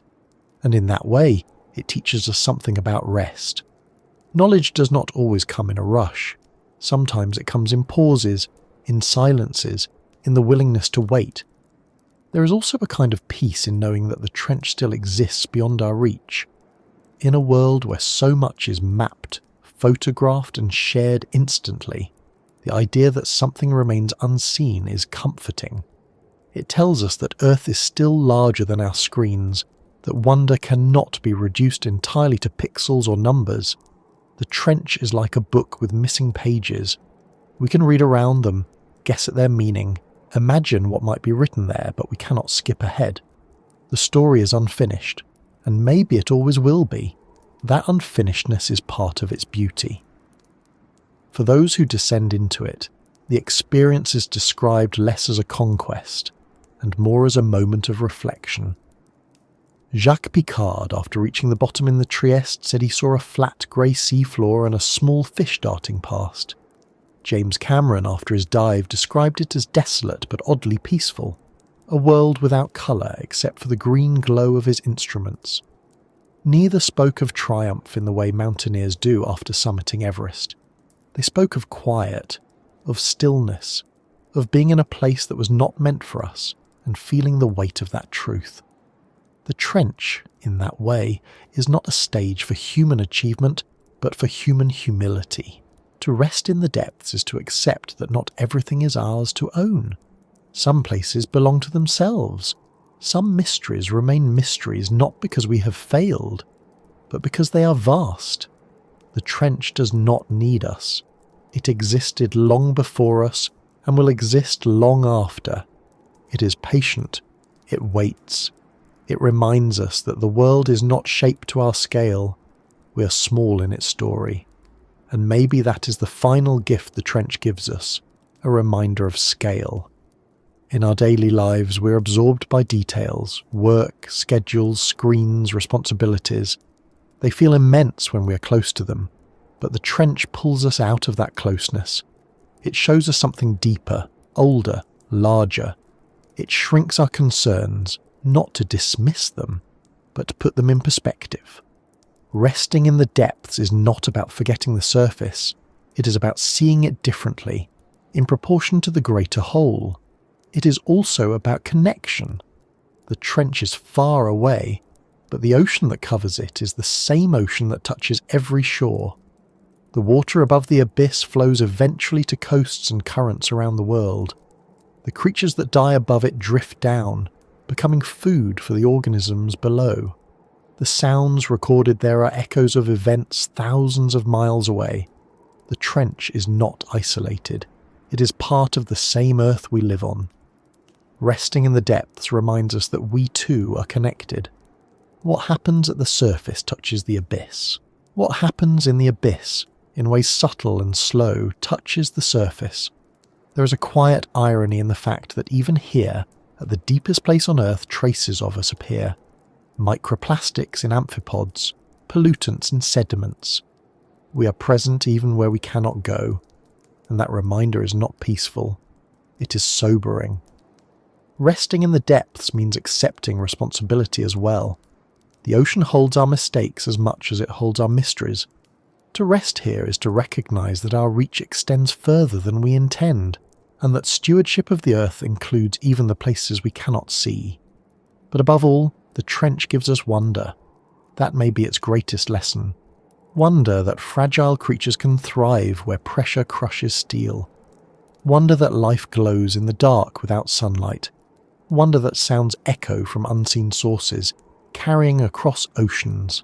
Wonder that Earth, a planet we walk upon daily, still holds places as alien as any imagined world.